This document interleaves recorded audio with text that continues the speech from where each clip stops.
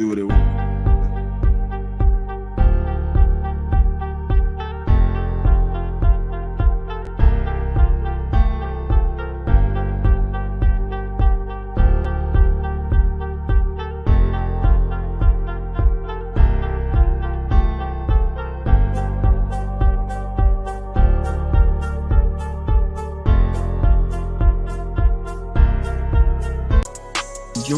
Yo, what's going on, everybody, man? It's your boy King DV, and I'm with my co-host, Liddy. What's going on, bro? Man, it's love, man. On for A.J. Brown. Michael Carter the second. They don't know Jalen Hurts like we know Jalen Hurts.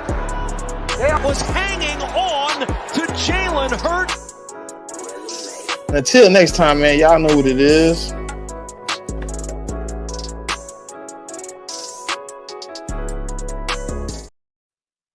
Yo. Back with another episode of Inside the Nest, man. I'm King DV, one half of Inside the Nest, with my co-host. What's going on, bro? Man, I'm chilling, man.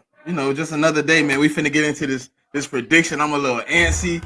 I want to see what we pull out, man. You know what I'm saying? So I'm ready to do it. But it ain't been much going on, so it's been a little dry. It's a little hard to put out good content for everybody, but we doing our best, man. We coming up with some good things. I think today is gonna be very interesting. We've been wanting to do this for some time now. Well, since last week, I should say. But ain't no good time but the present, like the present. So, I don't even know if you want to start with some news, rumors, something that caught your eye, your attention, something. I think the comments about Jalen Hurts. I don't know who said it, but I seen it posted everywhere on every platform. I kind of agree with what he said, man. He kind of was like, since up until November of last year, Jalen Hurts was 29-3 in 32 games. One of those including the Super Bowl. And they gave him like all the slack, you know what I mean? And they basically he said least of my problems is Jalen Hurts on the. Yeah, I read that. I think Cool Cat posted it. I seen his post about it. I agree. That's what I'm basically saying to everybody else, man. A lot of people just throwing shade at Jalen Hurts because of the 17 interceptions and everything, but you forget what he did in a couple year span as a starter. That boy been on a mission, and I think this year is going to be even better than 2022. So I don't know why people are. Well, I know why, because majority of people still are butthurt about, especially in Philadelphia, the tri-state area, they're butthurt that Wentz is no longer here. The way that the whole debacle happened, and they just wanted Hurts not to turn out great. That's basically what I heard. They don't want him to turn out. What happened was, man, people expected one outcome of the season, and a little bit of adversity clicked in somewhere that they didn't like it. You know what I mean? They didn't like seeing it in the manner they did. But Jalen Hurts, to me, over the last 2 years, year one as a starter, I'm gonna give him a asterisk because we didn't even have an offensive coordinator when we first started for 7 weeks. I'm gonna give him an asterisk. 2022, he was almost perfect. In 2023, up until week 12, it was fine. And then all of a sudden, it seemed like the offense wasn't clicking, he wasn't clicking, and then it turned into the downward spiral. I think, you know what I'm saying, if you really look at it how he said, up until November, bro, he was 29-3.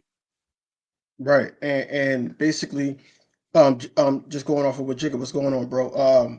Just going off of what he said, man. Like I said, majority of those turnovers was frustrating. Yes, that's still on Jalen, but it's more frustration turnovers than anything, man. I don't think that's uncharacteristic of him to have that many turnovers, man, especially interceptions. So I don't know, man. I think that him being able to click with Doug Nussmeier and Kellen Moore, I think that's going to help him out a lot. Hopefully those two guys can stay around, not just only for this year, but Kellen Moore is looking for a head coaching job, as he was about to be a head coach for the Philadelphia Eagles at once upon a time. So who knows what his outcome is going to be, and it probably all determines if we win the Super Bowl or not.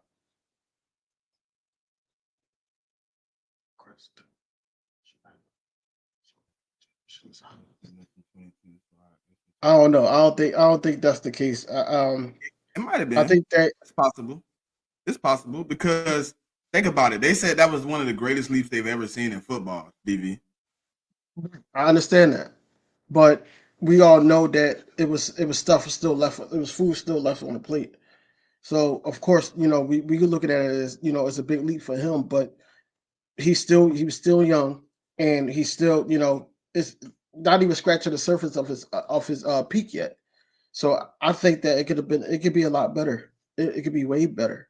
He goes back to a Super Bowl this year. That tops everything. But then they're gonna water it down, basically saying that Saquon Barkley's here. This that and the third, just like they did when Jason Kelsey was in the building. It's all about that offensive line. He plays rugby football, or he just runs the ball. He's not a passer. They only even got this guy in the top 10 in quarterbacks, which is beyond me. Like, I just don't like the fact that they do that to Jalen Hurts, but don't do that to a Josh Allen, or don't do that to a Burrow if Burrow has a bad season, or a Herbert. These guys, have bad seasons, and Jalen Hurts have a mediocre season like last season, besides the turnovers, or 2022, and they still got him out of the top 10. Like, that's crazy. Man, listen. I think I agree with Jigga, like partially, right? You seeing a jump that great from somebody that you never seen, right? We didn't expect it. I'm gonna be 100% for me as an Eagle fan. I expected a good season. That season was great. And then up until like the San Fran game, to me it didn't look right, right? It kept seeming like we were off. It seemed like we was winning because we were supposed to win, because we were the better team with talent. Then I started like, lately, bro, I ain't gonna lie to you. I've actually been watching a lot of the critics on Jalen Hurts. I really wanted to see what people other than us are saying. And a lot of it is just what I've been saying. Like, sometimes you just gotta believe what your eyes show you, trust your arm, and just do it. You know what I'm saying? And a lot of times, like, you'll see Jalen Hurts in these videos I'm watching, he's hesitating. He sees the play, but he's so keyed on what he wants to do with the rock, he going to it. But like dude said in the video I was watching today, that's bad coaching. Somebody has taught him to go where he's going with the ball. Somebody has said that's the hot man. That's where they want the rock to go. And he's doing what the play designs. Somebody has to teach him out of that. Right, but there we go. So do you think that was Nick Sirianni? I think it was a little bit of both, because him knowing Brian, and Brian knowing him, I think that got a lot to do with it. Like, I know you got the deep ball, so I'm gonna call more deep balls, when it's really like, look, just sprinkle it in. You don't have to just all out every time. That's the answer to all the problems. That's what I'm noticing people talk about. The problem was, the answer to bad problems was fade routes. And then, but I'm gonna send it to you though. There's a time, right, in the playoff. No, not the playoff game. Yes, the playoff game. AJ Brown is out, so Devontae is playing right side. There's a play where they need Devontae to run a quick slant. Jalen Hurts signals to him to run it quick, because we got an unblocked man coming off the edge. I need you to get there. Devontae Smith does like a triple release, bro. He does like a diamond release. He like jumps back, he does a two-step left, right, and then he takes off to the slant. By the time he takes off to the slant, the man is sitting on his chest. I just didn't like it. I think better coaching. Yeah, I agree. But then some of his decision making also, besides holding on to the ball and trying to go where either one of those coordinators or coach was trying to tell him where to go. I think some of his decision making fell to like just injuries on the line. Just some people that came in that wasn't a part of the game plan and everything. They probably was getting beat, like the Tyler Steens or so forth. So it could be a little bit of everything. But I feel like that he's not going to have that type of season going forward. But we shall see. I think that it's right to critique your number one guy. He's the point guard, of course, but at the same time, like Jigga just said, some fans act like he's what Tyrod Teller or somebody like that. No, this guy led the team to the Super Bowl. This guy set up there, and we won't win as many games as we did last season without him. So I don't understand the logic of Jalen Hurts is he can't play or he can't do this or that. Whereas though What's up, that Randall? his stats and numbers speaks for itself. The thing that I don't like is the bad narrative. Like, I understand you want to push a narrative on Jalen Hurts, right? I know you want to say he has bad quarterback play or whatever, but let's not say he can't throw the ball. Like, that's where people are really throwing me off. Like, bro, when that man, look at his stats for the last 2 years for anybody that want to look it up, right? 71.8% inside the pocket when he's steady, when he's standing, clean pocket, he don't run out.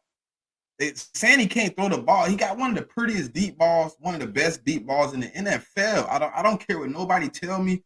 One thing Jalen Hurts can do is throw the deep ball for sure, 100%. But my biggest pet peeve with him sometimes is the middle of the field. It's not called much, but when it is called, he misses small moments, right?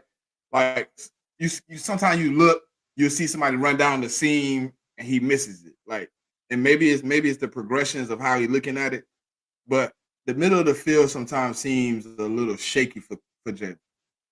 And that could be play design. You know what I'm saying? Maybe that's play design, but for some reason, if it ain't really like since 2020, I'll just say last year and maybe 2021, but like that's what give me that problem of maybe it's coaching, maybe it's who's calling the plays, maybe it's not designed to be there.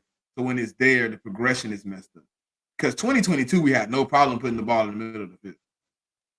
No, a lot of our biggest plays came from the middle. That's Shane Steichen, and 2021 was Shane Steichen trying to figure it out, in the midst of taking over the duties of offensive coordinator. But 2022 is they figured it out, and he had them balling. I feel like that's going to be the same thing that happens here with Kellen Moore. I think that he's going to be attacking the middle of the field. Like I said, he was going to the wide receiver 3, and he was hitting AJ Brown in the slot a lot in these OTAs so far from what I'm hearing. So that's what I'm saying, that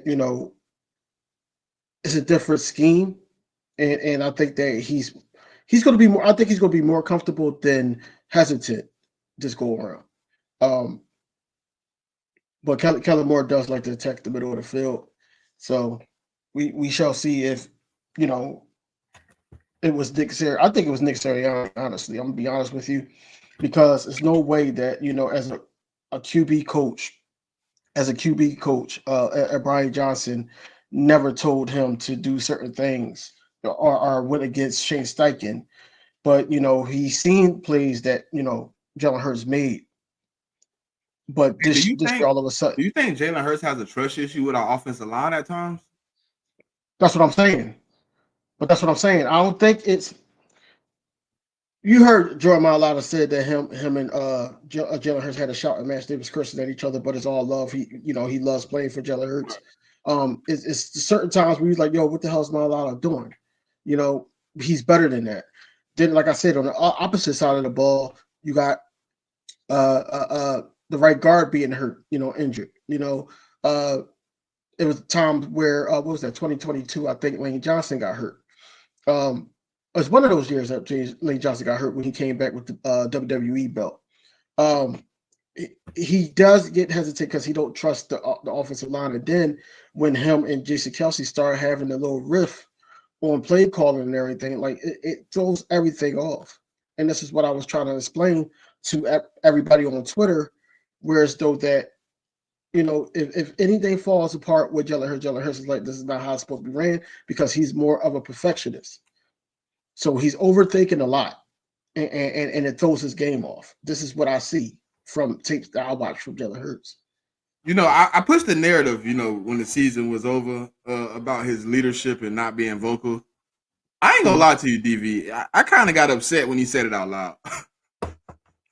When he said it out loud, I was like, nigga, I just wanted you to fix it. I didn't need you to say like you was quiet and you wasn't like speaking on what was going on in the locker room or what's going on with the play calling. You wasn't really like standing up. You wasn't really like doing what you needed to do. And it was just like, all right, I didn't need you to necessarily say it to be okay with it. I just wanted you to kind of just do it. Now it's gonna be a microscope on it. I don't think so. I don't think so because for me, I ain't saying for you. For me, you? Now okay. I'm gonna look at it because you said something about it. Now I got to see if you improved it because I spoke on it. Right, but he got help now. No. It's not about like Saquon speaking on it. It's about Jalen Hurts saying, "Hey, I'm not trying to throw that play. I'm not trying to do that. I think this is going to work. I think things aren't working right." Now I'm looking. Are you checking plays out? Are you changing up? Are you more comfortable? Which I think he will be. I think he's taking the acceptance that this is his team. 1, 2, I think, like I said, Doug Nussmeier is no slouch to being a good QB coach and getting the best out of these guys. And then Kellen Moore is going to put him in situations where he's comfortable with, making certain throws. And remember, we talked about it. Soon as Kellen Moore got hired, he's going to make him make the throws that he's not comfortable doing. So you got to make him comfortable being uncomfortable in the beginning. And then once it's game time, it's going to be like piece of cake. It's going to be a walk in the park. So that's how I look at it. I just look at it like that. But overall, I just think that, with the leadership thing, yes, you're going to have Jalen Hurts call certain plays and all that, but I think that he's going to have that little bug in his ear of Saquon Barkley that's going to be helping him audible too, like basically like, all right, I see something, call this play. I think that's what's going to happen. I don't think that it's going to be all on Jalen Hurts. I think it's going to be like a one-team leadership type thing where everybody feel like they need to talk. Now, you shore up the guy that was unsure in A.J. Brown. You bring in Saquon Barkley for 3 years. He's happy that he's here and everything. He's got part of a winning culture. Devontae Smith has never been no slouch, regardless if we was losing or winning. So he's going to be some type of leader now that he knows that, he's going to be here for some time. I think all these guys is going to line up. Oh, Jordan Mailata is another one. You're going to have a lot of guys that's just going to be in the collective of leadership. I don't think it's just going to all fall on Jalen Hurts, even though you would love to see it, at times. Some people might challenge him. Saquon Barkley might challenge him to do it. We need to rally over you. I came here because of you. And he's going to have to, not just the pregame, but he's going to have to show up and in between plays or game and like, yo, come on, man. We worked on this play in practice. Come on. Or the offensive line give up a play, we punting the ball. I need to see him over there talking to the offensive line. If not, then, you can't change somebody, but at the same time, you want them to change. But hold on. See, you can't change somebody. But when they speak on the change, I'm going to hold you accountable now.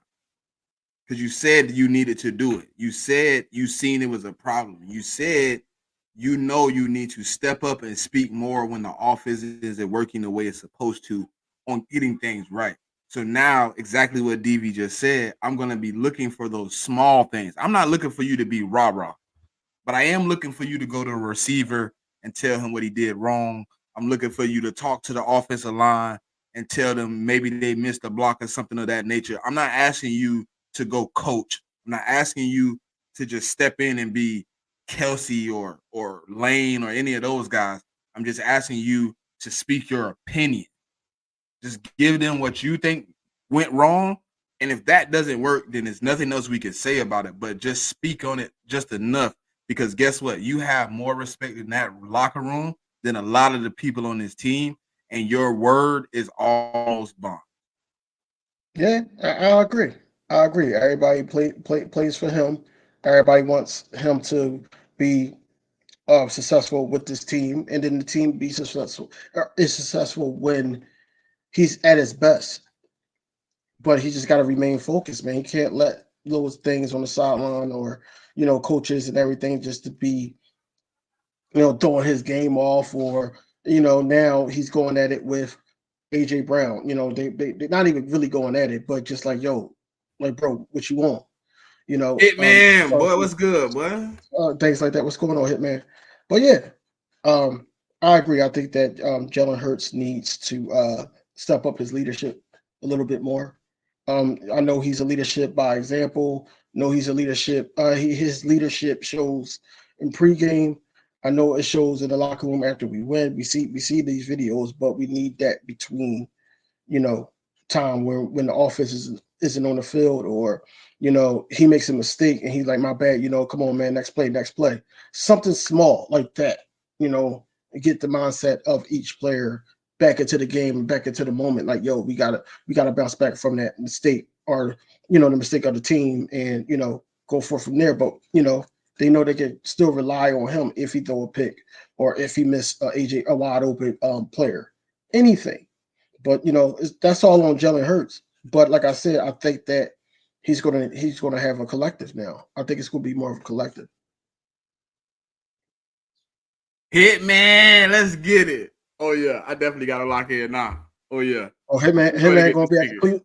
He going to the Cleveland Brown game. We're going to get this ticket. Oh, man. We're going to get this ticket, man. Let me stop playing.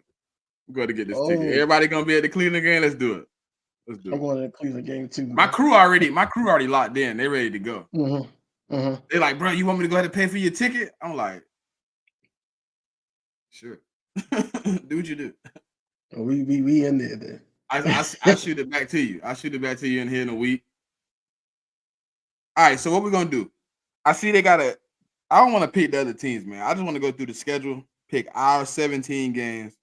Then I'm gonna let the computer simulate theirs, and then we can go through the playoffs. Instead of us having to pick all these other teams, I don't really care about them. I don't really care about them. You ain't tell me the background was all messed up. Jesus. No, I thought you was doing this because we were going through the schedule. I didn't know which type of time you was on, man. There we go. On, man. Add this to the stage. Oh man, they got the yeah. So the first game we hitting is Green Bay versus Philly. I think we're gonna catch them off their feet, man. I don't think they really prepared to come in and play a team like us right now. I think their offensive line is gonna be going through woes. They're changing a few guys in and out. They're gonna have some new guys on that offensive line. I think we catch them off guard. They brought in more pieces to replace on their offense than we did, and I think our defense is gonna be clicking. I like Green. I like us. I'll say 24-17 Eagles. You know how games be close. That first week be close, bro.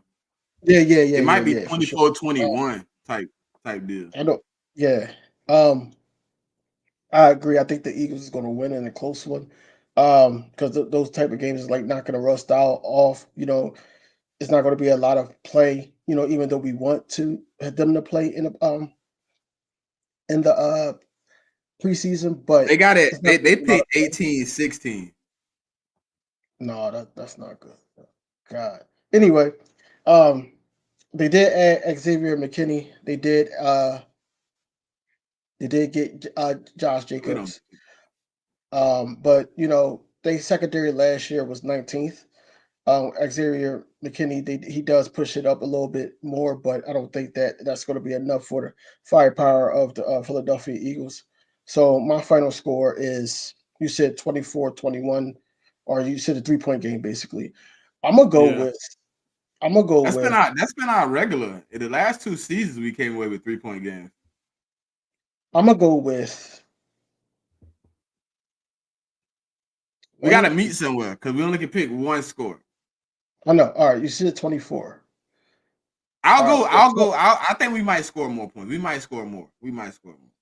Yeah, I'll go 35-30.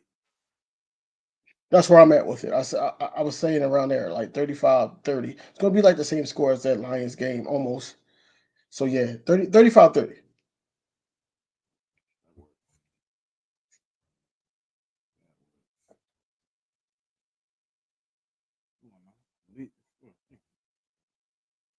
All right, week 2.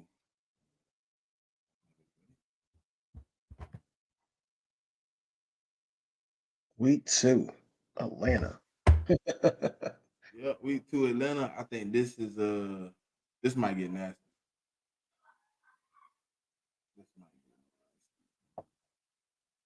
Yeah.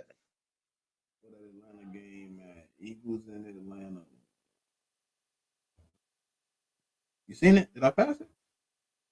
You see nothing. I ain't see us. Yeah, that's it. Come on now.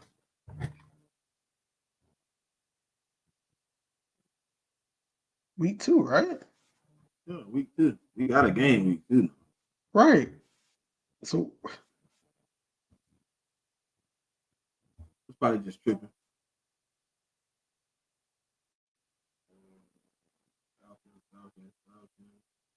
I don't even see the Eagles up there or the Falcons. I didn't see neither one of us either. Hold on now. Let me scroll this down.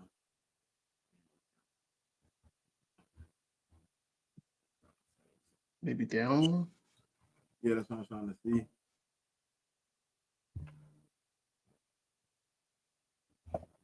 So there we go. There it is. All right. We back in business. All right.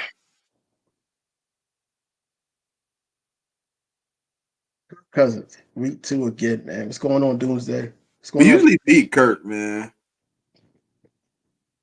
Yeah. He got Kyle Pitts.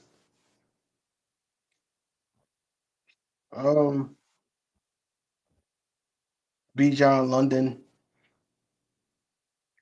But they do got a new offensive coordinator. Gonna try to figure that thing out. Final score. 30-24 Eagles. I like us to beat them by double digits, bro. That is double digits. 38-24? Oh, you said 38. I thought you said 30-24. I'll take No. I'll take 38. 38-24. Even though we usually drag on work. I'll leave it at 23. I ain't even changing that. They picked it. I'm gonna leave it just like that. They'll say we 1-1. What? So you got us losing one of those games. Okay. Who the hell are we losing to? You wow. I don't know. Week 3. Yeah. The Saints. Yeah, there he is right there. Yeah. Derek Carr, Kamar, Olave, Cam. They do got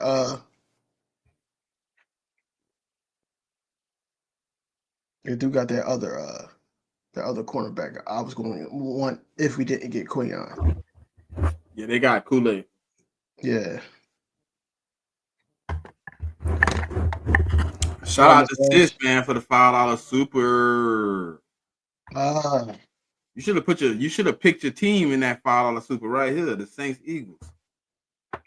I think she's doing it. You know, I'm trying to give her the benefit of the doubt. She's doing that by putting them birds up there. No, that's her thing. That's the thing. She always paid the $5 with the game, man. When she do it. Yeah. So I got us 3-0. I got us 3-0. I think this game, since we're away, this is not a Thursday night game, is it? No. Okay. So I was gonna go with that score, but it's been like 24-18.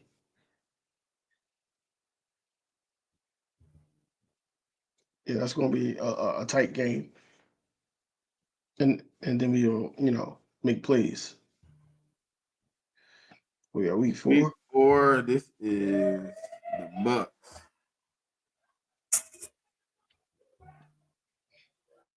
This is a That's a shaky one. revenge game. You think so? This is a shaky one, man. Just a little bit, but I think like everybody on the team gonna play hard. That's the key. Yeah, because of revenge, especially people that was here last season. Yeah, I feel like it's gonna be a little revenge. Mm-hmm. We beat them last year regular season anyway, too. Got I can see us dropping the NFC East game, but I don't think it's this one. not I this mean one though. NFC South game. I think it's something stupid. 31-23 Eagles. 34-20. I'm going 34-20. They put 23-20. I like them to score 20. It's not that close though. I like us to score that. Yeah. Week 5, we got a bye. Week 5, who we got? Shakira, what's happening? That's the bye. Week 6. Oh gosh. It skipped the whole week. All right, we got the Cleveland Browns. Oh, the Browns. Yeah, that's the game we going to. I need a win. I need a win. Yeah. I don't trust their quarterback, Watson. I don't trust him. That defense gonna give us a struggle though. Yeah, because Miles, wherever he is, man, it's going. Especially on that right side, I think that Lane gonna have his work cut out for him if we don't get that right guard position right. See, but the thing is, he'll go inside. They're gonna put him inside. I can see that too. This could be the first one, man. It's iffy, but I'm gonna say we're gonna win because I'm gonna be there in the building. Well, we're gonna be there in the building. Yes, sir. It's up. Hey, for all y'all out there, man, week 6 is up. Man. We done. Yeah, like twins, man. You hear me? I think we're gonna go with the score of. I think It's this gonna is be gonna close. It's gonna be a defensive game. I got it like 13-10, 14-10, something like that. I don't think. Yeah, I can go with that score. I'm about to say we're not scoring just no damn 13. Now 17-21, yeah, but not. Yeah, I can go with that score though. 17.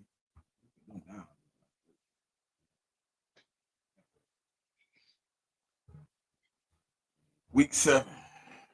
Giants. Oh man, this boy about to have returns. He about to have 200 yards. Or 200 all-purpose yards. Yeah,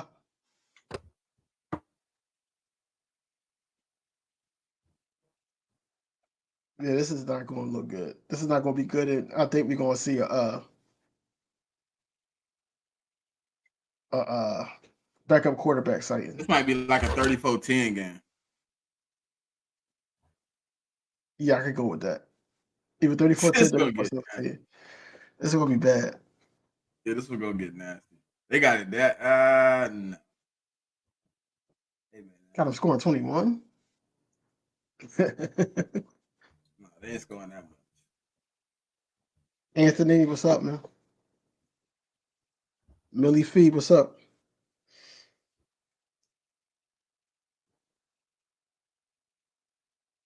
Week 8. Yeah. Who we got week 8? This is going to be a test. I know Atlanta is going to be a test, honestly, for our secondary. But this is going to be the test. Especially if Burrow is healthy. Hey, man, we can't go undefeated here, my brother. This might be our first test. And we away. This one might be the first. Yeah, this might be. This might be the first one. This might be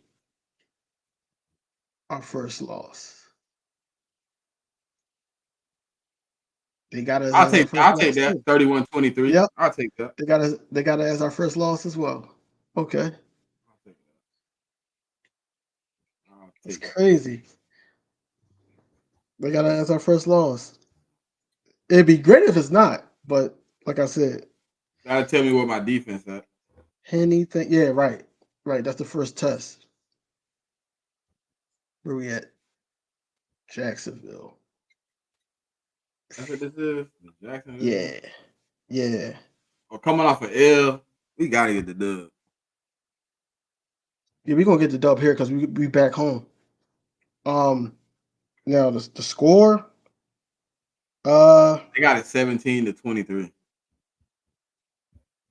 no, 31-17. No, man. All this damn firepower that we got on this damn roster, we gonna score 23 points against the Jags. You tripping?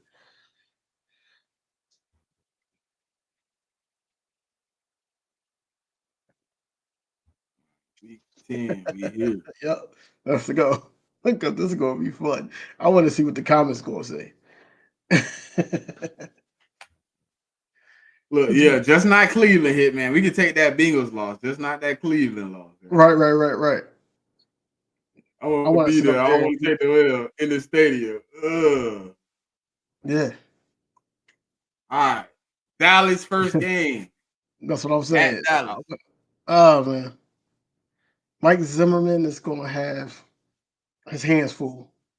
I don't even know where those other guys would be at, mentally. But all I know is they always make this a big deal. I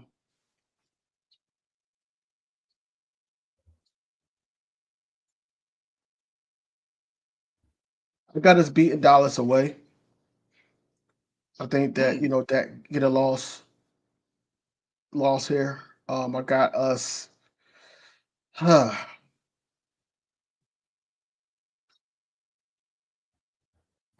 28-23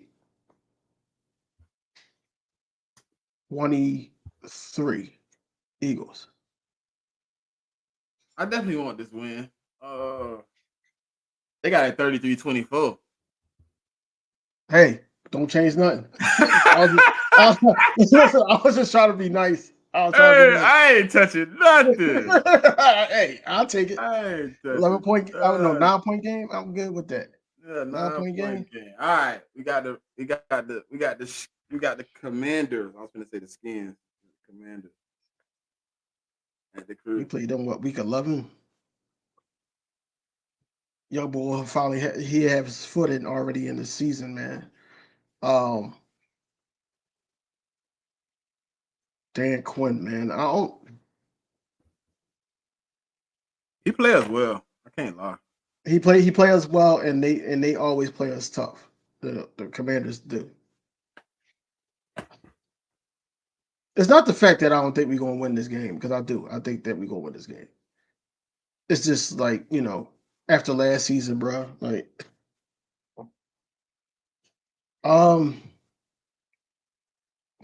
we gotta have the right guys at secondary, but I'm gonna give it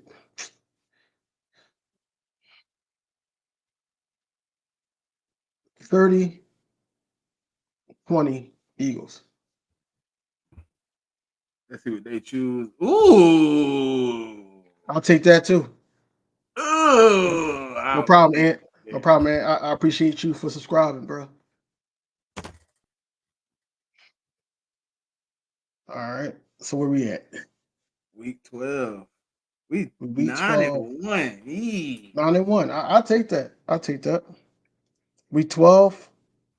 Oh man, this is another task for Rams secondary. at Rams.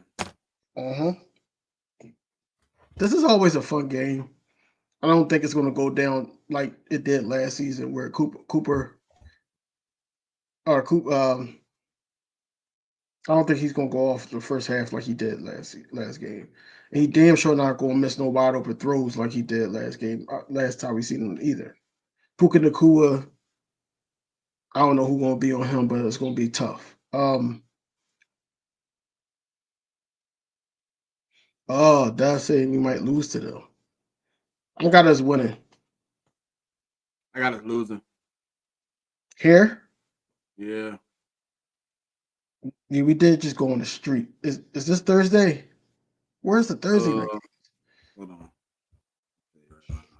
Because I know we got one like short week. Yeah, this I had I us think lose. that stretch. This that stretch of games we play like 17 games in 4 weeks.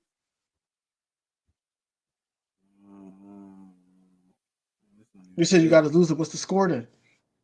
I got it close, like 24-21. Hmm. It went on a field goal.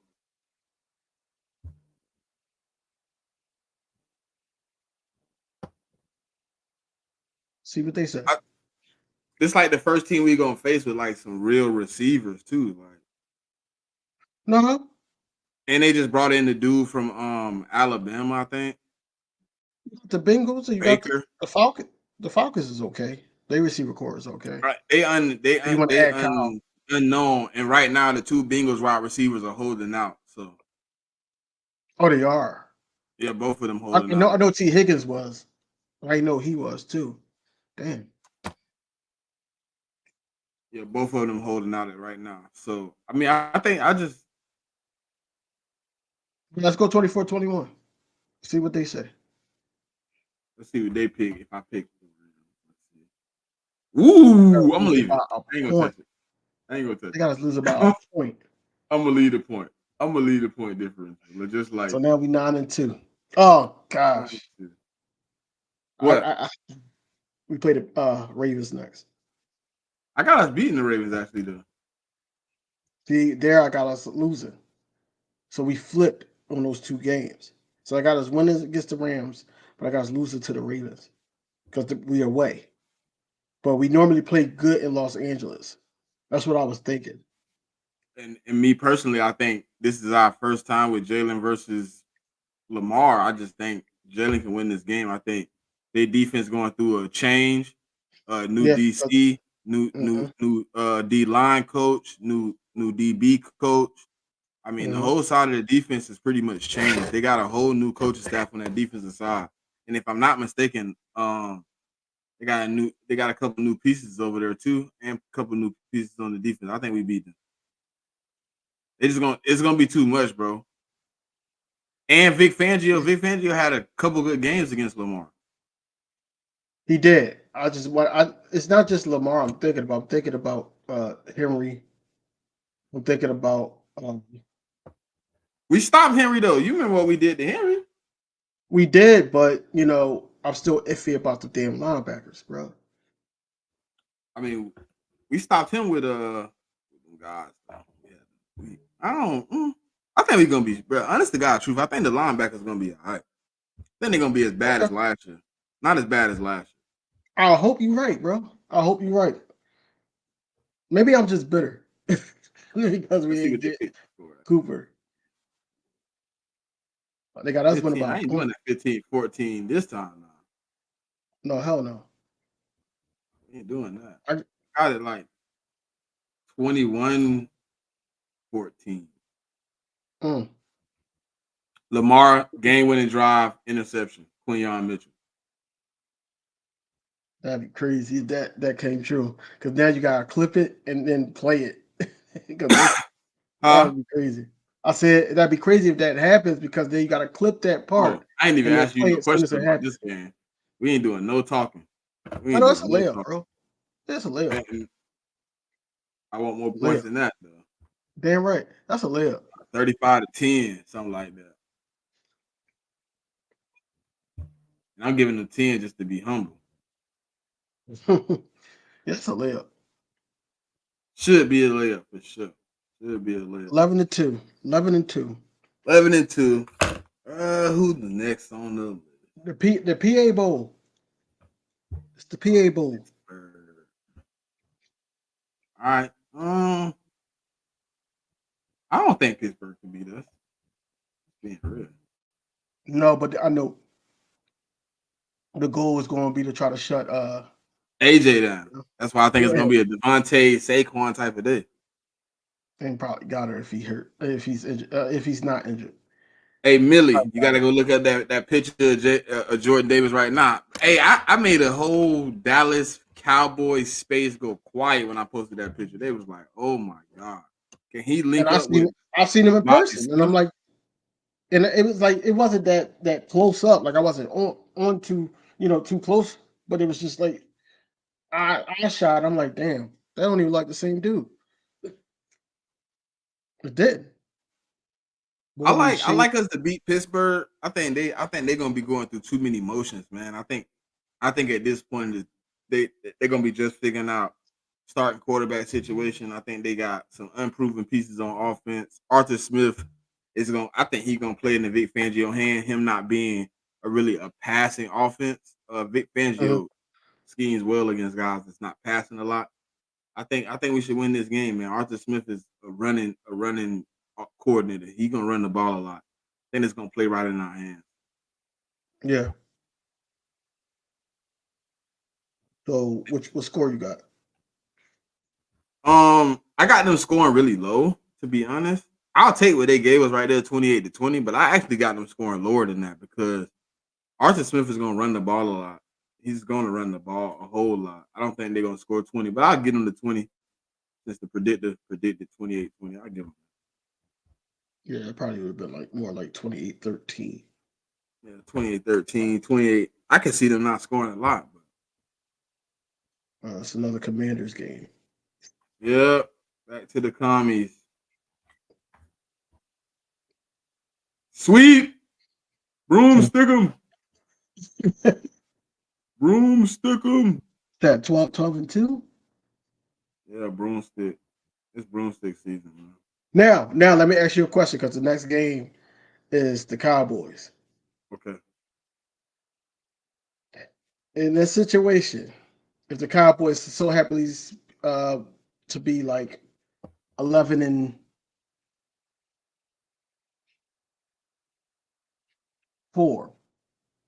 no, I'm sorry, 10-4, and they fighting for a spot.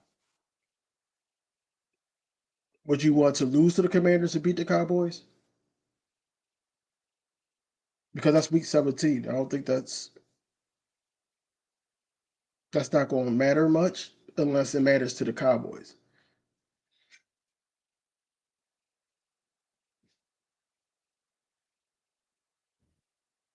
I don't think we sweeping the Giants. No, the last game I got us losing. I got us losing too. I got us losing the last game. I think we win these next two, bro. I ain't gonna lie to you. I want to win these next two. Look, deep down in my heart, I think it's 5-1 in the division. I told them that the other night. Okay. I can see a split with the So, Cowboys, but I don't think we will. I think we'll end up splitting with the Giants. yeah, I believe the I Giants. mean, Yeah. we went 5-1 last year in a We bad did? season. Yeah. What's 4-2? Okay. We only lost one game, and that was to the Giants the last game of the season. I mean, yeah, 4-2. My bad. 4-2. It was 4-2. Yeah. 4-2. We went 5-1 the year. What's the last year we went? 2020. I think it was 5-1. Yeah, I think that was 5-1. 2019.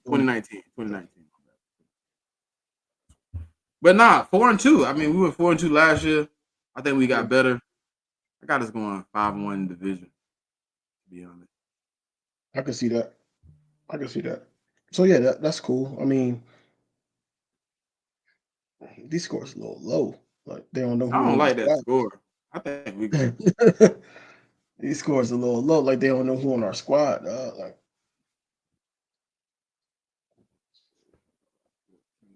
35-15. That works. They bomb. And the Giants is last. No, Cowboys We got last. Then it's the Giants.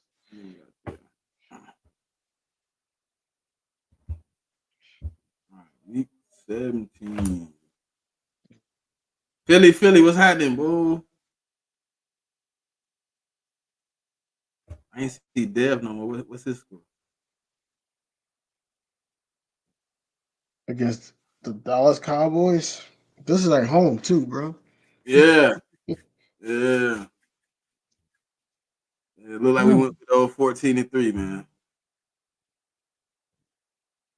You think we're gonna lose here? No, I think we win. 14-3. Oh, okay. We lose to the Giants. Let's see they score real quick. 29-25. I go with that. That sound doable. That definitely. That's not realistic. That's not realistic. That sound doable. Oh, we're gonna take this L. It's all good. We probably won't. None of the starters probably even play, yo. Like, I don't even know what the score should be. God Man, damn. I can see that. I can see that. I don't think none of the starters are gonna play, bro. I don't think none of the starters are gonna play. All right. We're gonna simulate the rest then.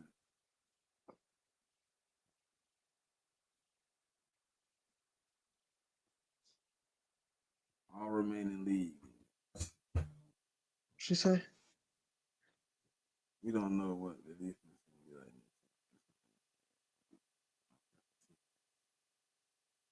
He picking John. He's looking better. Ain't you crazy, bro? He crazy.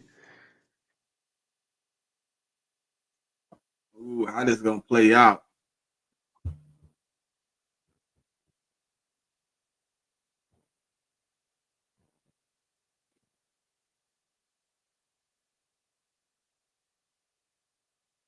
You think we're the number 1 seed with 14-3?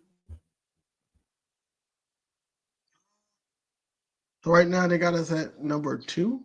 Yeah, that was where it was at when I started simulating. They ain't changed it. Okay.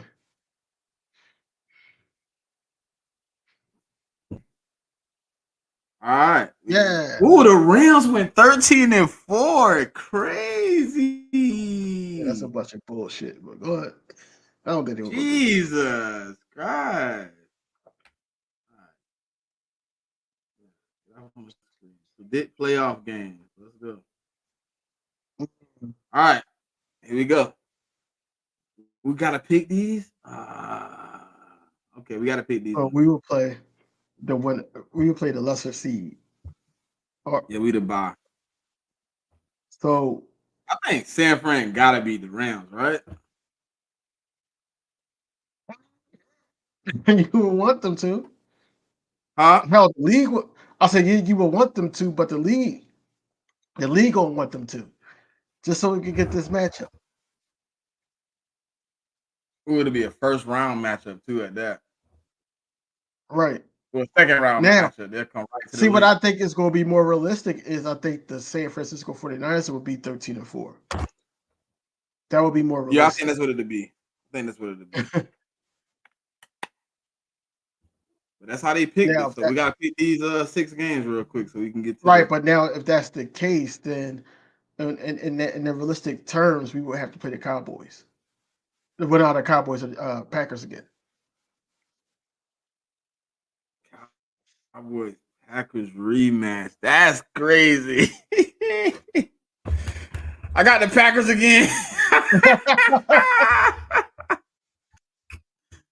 They was 10-7. It was 10-7. Niners are 10-7. I can see the Rams being 10-7. Cowboys win 11-6. Detroit win 11-6. Green Bay win 11-6. Bucks went 10-7. So I will say, you know who we'll play, bro. Huh? So I don't know who we'll play first. I definitely got Green Bay winning that one. I think I got the Lions winning that one. Yeah, San Fran. Ravens winning that. Ooh, do the Dolphins get their first playoff win? Yep. What's it called? Yeah. Cincinnati? Oh, this is tough. That's tough. Cincinnati versus the Jets is a tough. That's a tough one, man. That defense versus that offense. It depends on how Aaron Rodgers is playing, man. That's the X factor. Look at the Dolphins rematch with the Chiefs. sweep. They gotta go back to Arrowhead. She's gonna smoke them, bro. Yeah, I got the Dolphins losing another one. That one's gonna be a Mhm. good one though. Ravens versus Bengals. Ooh, the division versus division, 3 games. Mm. You can't even go back to see if they split or not. Nope. I'm gonna go with the Bengals. Chiefs, Bengals. Mhm. We still ain't picked this 49ers Rams. I said 49ers. I said Oh, you said 49ers. 49ers? All right. Yeah. Yep. Us. Lions or Yeah. Green Bay? The rematch of week 1? Nah, we gonna Detroit. It gotta be Detroit. You're gonna be Detroit. The week 1 of 2022. Eagles, Chiefs. We back at it. We better not lose Mhm. this one. Then. And then I us. got us all day. Yeah. America. Yeah, that's what hey, I'm not mad at that. Not at all. Not at all. Super Bowl winners, if we can, please. They ain't, yeah, Jigga, they definitely not built for cold weather. Them boys be freezing. Right. All right. They I go want to away see as a rat. 13-4. They went 9-8. That's nasty. They went 9-8. Ooh, swoop.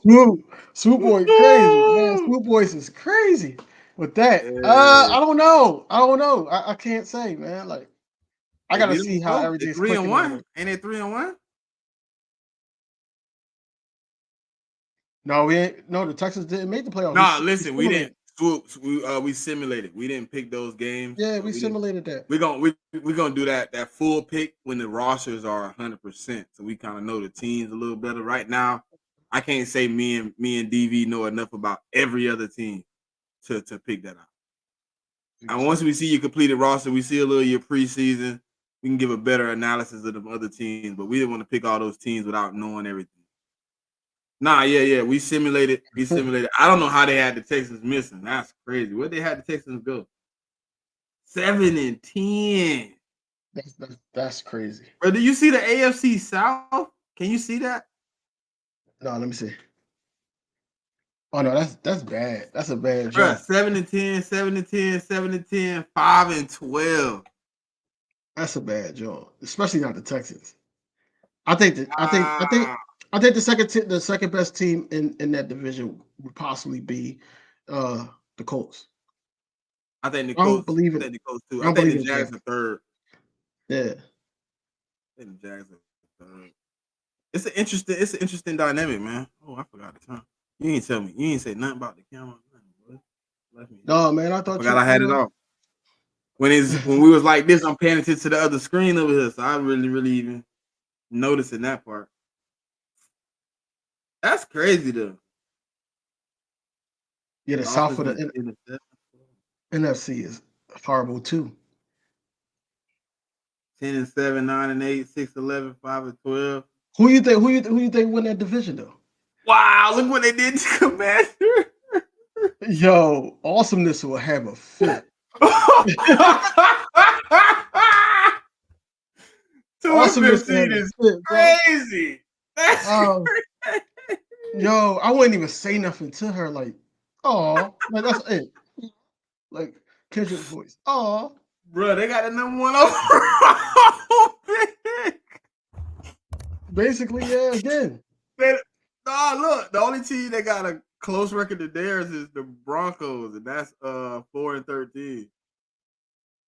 crazy, bro. Hey, look, hey Ant, at least the Panthers got 5 wins. They got 5 wins, yeah. Hey, they said 2-15. Here you go. 2-15, bro. It's that malnutrition corner they got out there, man. Mhm. That fence pole they got sitting out there at cornerback. Hopefully, their defensive coordinator Dan Quinn don't put him in bad situations like they did last year. And he will. He will in certain situations, man. This going to remind me all over again when he was the coach of the Falcons. That's how. That's what The it's Browns doing 5-12. No, I can't see the Browns going 5-12 either. I definitely can't. They're going to 5-12 is ridiculous, fam. They're going to at least split with either the Ravens or the Steelers. I kind of want to hold on. Let me see something real quick. I want to read. I just want to simulate the whole thing. I just want to see what they do from the jump without us picking games. Yeah, let's see that. Because I want to see what they got us. You can't simulate the playoffs either? I don't know if they didn't give me that option when I got there. Okay. Simulate all remaining league. Yep, from the rip. Ooh, they got to lose in week 1. They lose in week 1. Okay. Let's see what they give us. Let's see what the simulator give us. I'm waiting to the outcome, man. Well, I'm trying not to look over that as it rolled down. So Right. Oh yeah, everybody. I got Anaya Smith's YouTube, man, because he's going to show a lot of stuff that we don't get to see. So it makes for good content as well on his part, and then us. So I didn't. Did I? Yeah, I think I did. the Browns beating the Cowboys week 1. That would be crazy. Cowboys home, right? Week 1. I think so. But they in the dog pound. It's a wrap. Oh, what they got? Damn, they got us at the 7th seed. The 7th seed. Who number 1? Cowboys. Hey, Coles did this one. Coles did this one, dog. We went 11-6 though. Coles did this. We did that last year. Cowboys went 12-5, bro. Cowboys went. This basically how. And they got the Texans missing again, fam. Yeah, I see. They got the Colts winning that. They got them boys going 8-9. Now they got the Giants going 2-15. Man, just won 3 games, 3 more games this go, bro. We lost 3. Yeah, we lost. They had the Cowboys win. That's crazy. At 12-5, though. I mean, it ain't like they went crazy. We would need a lot more people on the panel to pick the teams, man. We would need a lot more people on the panel. What you mean? Because he was saying, let's pick the teams. He said, no, let's pick the teams. This don't make no sense. I said, we need a lot more people on the panel so we could discuss the games. All right, this is what we can do, Swoop. Let's set it up. Next Wednesday or next Tuesday, 7 o'clock. Us inside the nest, Swoop boys combine, and we can pick together. That'd be dope. I think that's 5 of us. That's a lot more. That's a lot less people to have to pick. 2 of us having to pick 16 games a week. Right. No, sir. We ain't gonna make it. Panther with 9. Yeah, that is insane too. But this is BS. I don't even want to pick the playoffs. There's no reason to. I'm not even. I mean, I think we win that first game though.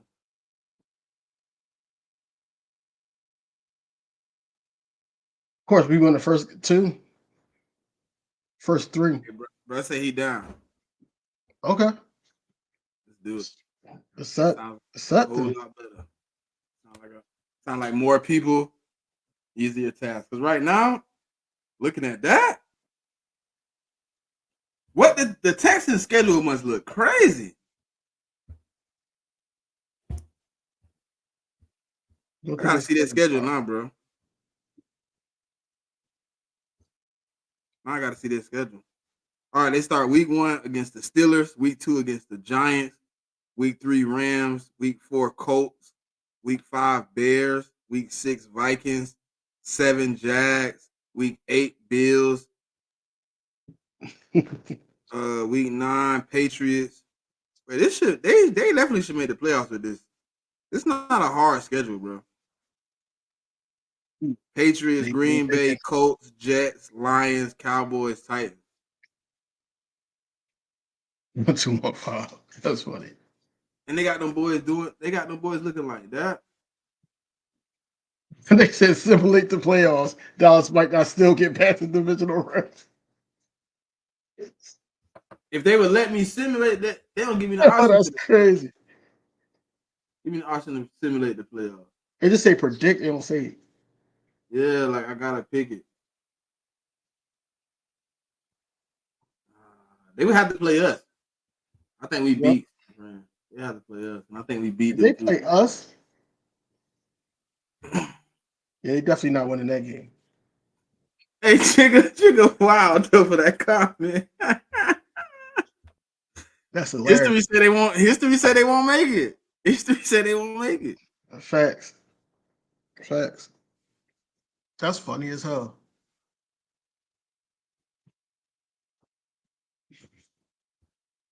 Wow. Oh man, hey, this is gonna be a good season though, man. I think we're gonna be in a good spot. I'm not 100% worried like a lot of people, man. I think it's gonna be very. I'm not worried if we can let go of some of the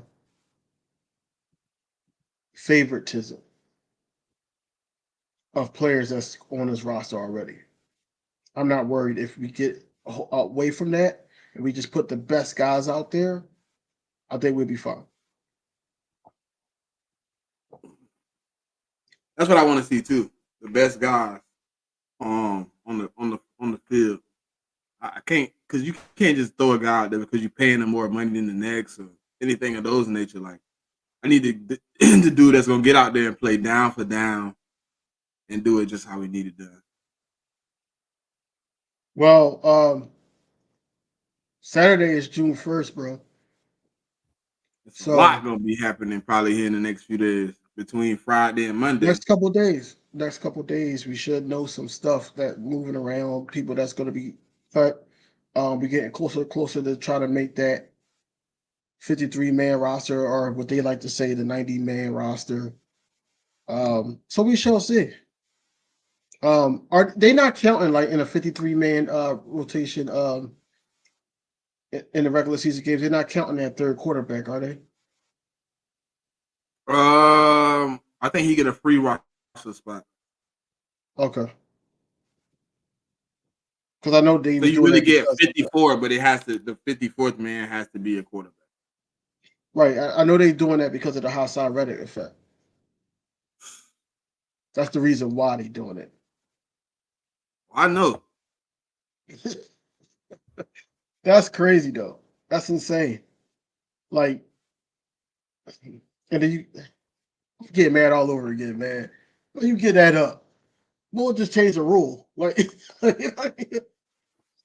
didn't change the rule. Listen, they was trying to get me to be real about that Super Bowl today a couple times, and I was just like, bro, we lost. Like, I really don't even. I hate to say it, right? It's 2 years later. I really haven't like gathered up my emotions from that game and really digested how I really feel about it. Like, because I don't like making excuses, so I just like dealing with the loss. But it's like it was so many factors in that game that you could harp on as keys to why you lost. Like, I just don't get it. And what's crazy is all on us though. All the factors that made us lose those games, that Super Bowl game, is all on us. We can't say, "Oh, they did something." It's all on us, and it wasn't just the Bradbury hold. You know, that made it. That was just the icing on the cake. It wasn't just that. It was the punt return run back. It was not getting to the quarterback, not playing our game, blaming it on the turf or the grass, whatever. Bad defensive coaching.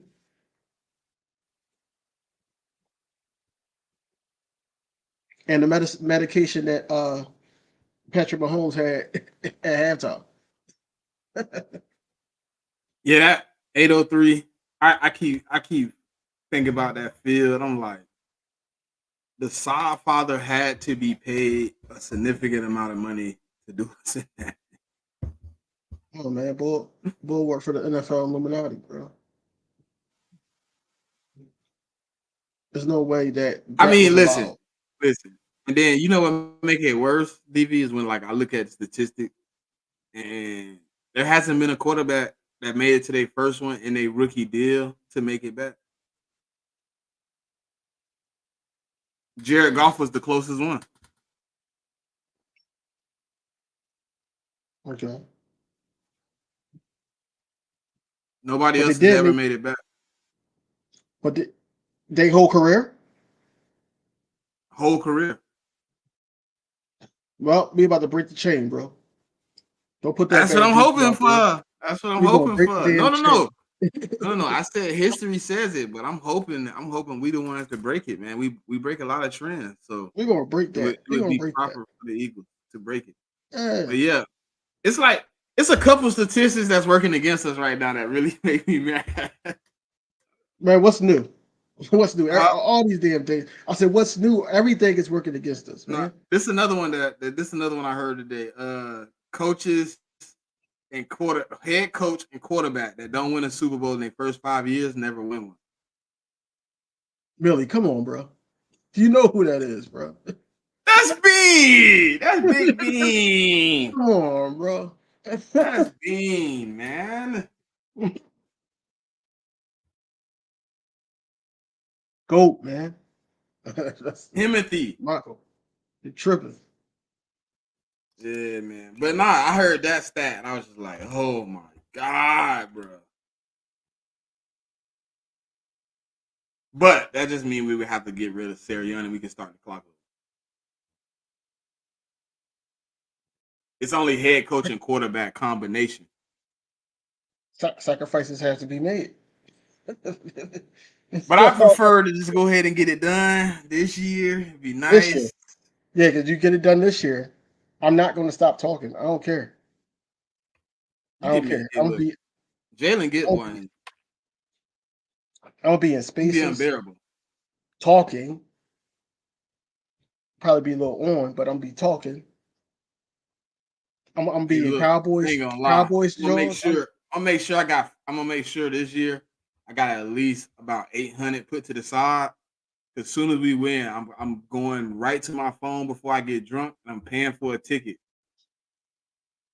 Anthony, I can see that happening. I honestly can see that happening. Now, here's a question for y'all. If that happens, if Kellen Moore get elevated to head coach, they fire Nick Sirianni. Not to say he being a nuisance, but we still have a good season, great season. They fire Nick Sirianni, elevate Kellen Moore. Is Kellen Moore going to want to do the play calling, or he's going to have an OC? He's gonna play call. But this time you got it. I'm gonna be honest, right? Kellen Moore as a personality traits that I've seen, I would be very upset at us making a premature move like that because I don't think he's ready just because of some of the moves he's made. But I agree with you. If we happen to somehow, like, let's say for instance, we deep in the playoffs type deal, offense looking good, like, then we gonna probably have to take that chance. But I just think some of the moves he makes, and I gotta watch it play out for the Eagles, but previous teams, his decision making in crunch time, some of his ability not to change things up when the game plan isn't working early. I think a lot of those things play into being a head coach. That's why, like, people like got me quoted like, "Oh, you said Jonathan Gannon was gonna be a good head coach," because I think he make a lot of business decisions. think he make a lot of the executive moves when it comes to playing defense. Yes, he doesn't make a lot of changes, but he makes a lot of good decisions of where putting people and how to use them, and you know what I'm saying, things of that nature. Great, Jonathan again, and of course we was pissed off at him at Super Bowl. I hope they could lock all that. in, Swoop. To be honest, I hope they could lock in together somehow. But I go back become a tag team duo. I go back to that game last season when we played the Cardinals, and he made a lot of like business decisions. He outcoached Nick Sirianni. Right. So, hey, I want them to lock in together. He's Sirianni and Kellen. I want them to just play it out, because I think together it could play out well if you can get those guys to stay. You know what I mean? Continuity is key. You can keep guys in the room like the dude for the Detroit Lions. He like, hey, look, I don't want to go nowhere. I want to go back. We can get somebody to buy in like that because they believe that much in what's going on. I would love it. I don't know if Kellen Moore is that guy, but I'm hoping he's that guy. I hope we can somehow build something that he's like, hey, I can't leave this. This is where I want to be. No matter if I'm the offensive coordinator or the head coach, this is where I want to stay. And I think if they can get together and somehow not Sirianni taking over the offense or Kellen Moore, but them being able to bounce ideas off each other and be one. You know what I mean? They running that offense together. They feeling everything that's going on. Because Fangio to me is locked. Until he ready to retire, he probably the DC as long as we got a decent defense. I don't think he's looking for a job doing nothing else nowhere else. He want to be here. I think Sirianni is like the key. You know what I'm saying? I think he shows some Kellen Moore some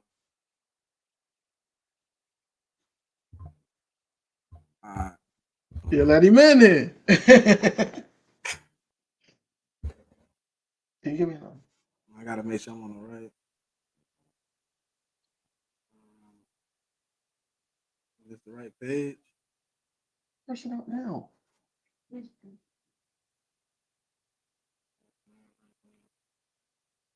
think I'm sending it to the right page. Hey, Swoop Boy, something. I sent it to the one that looked like. What it looked like. Funny.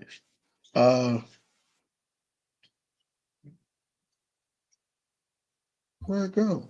I hope I sent it to the right one. This is the one I sent it to. The one with the Swoop Boys picture on it.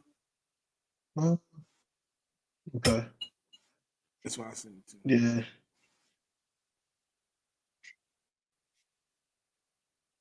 I know in a few seconds if that's the right one. I think that's the right one though.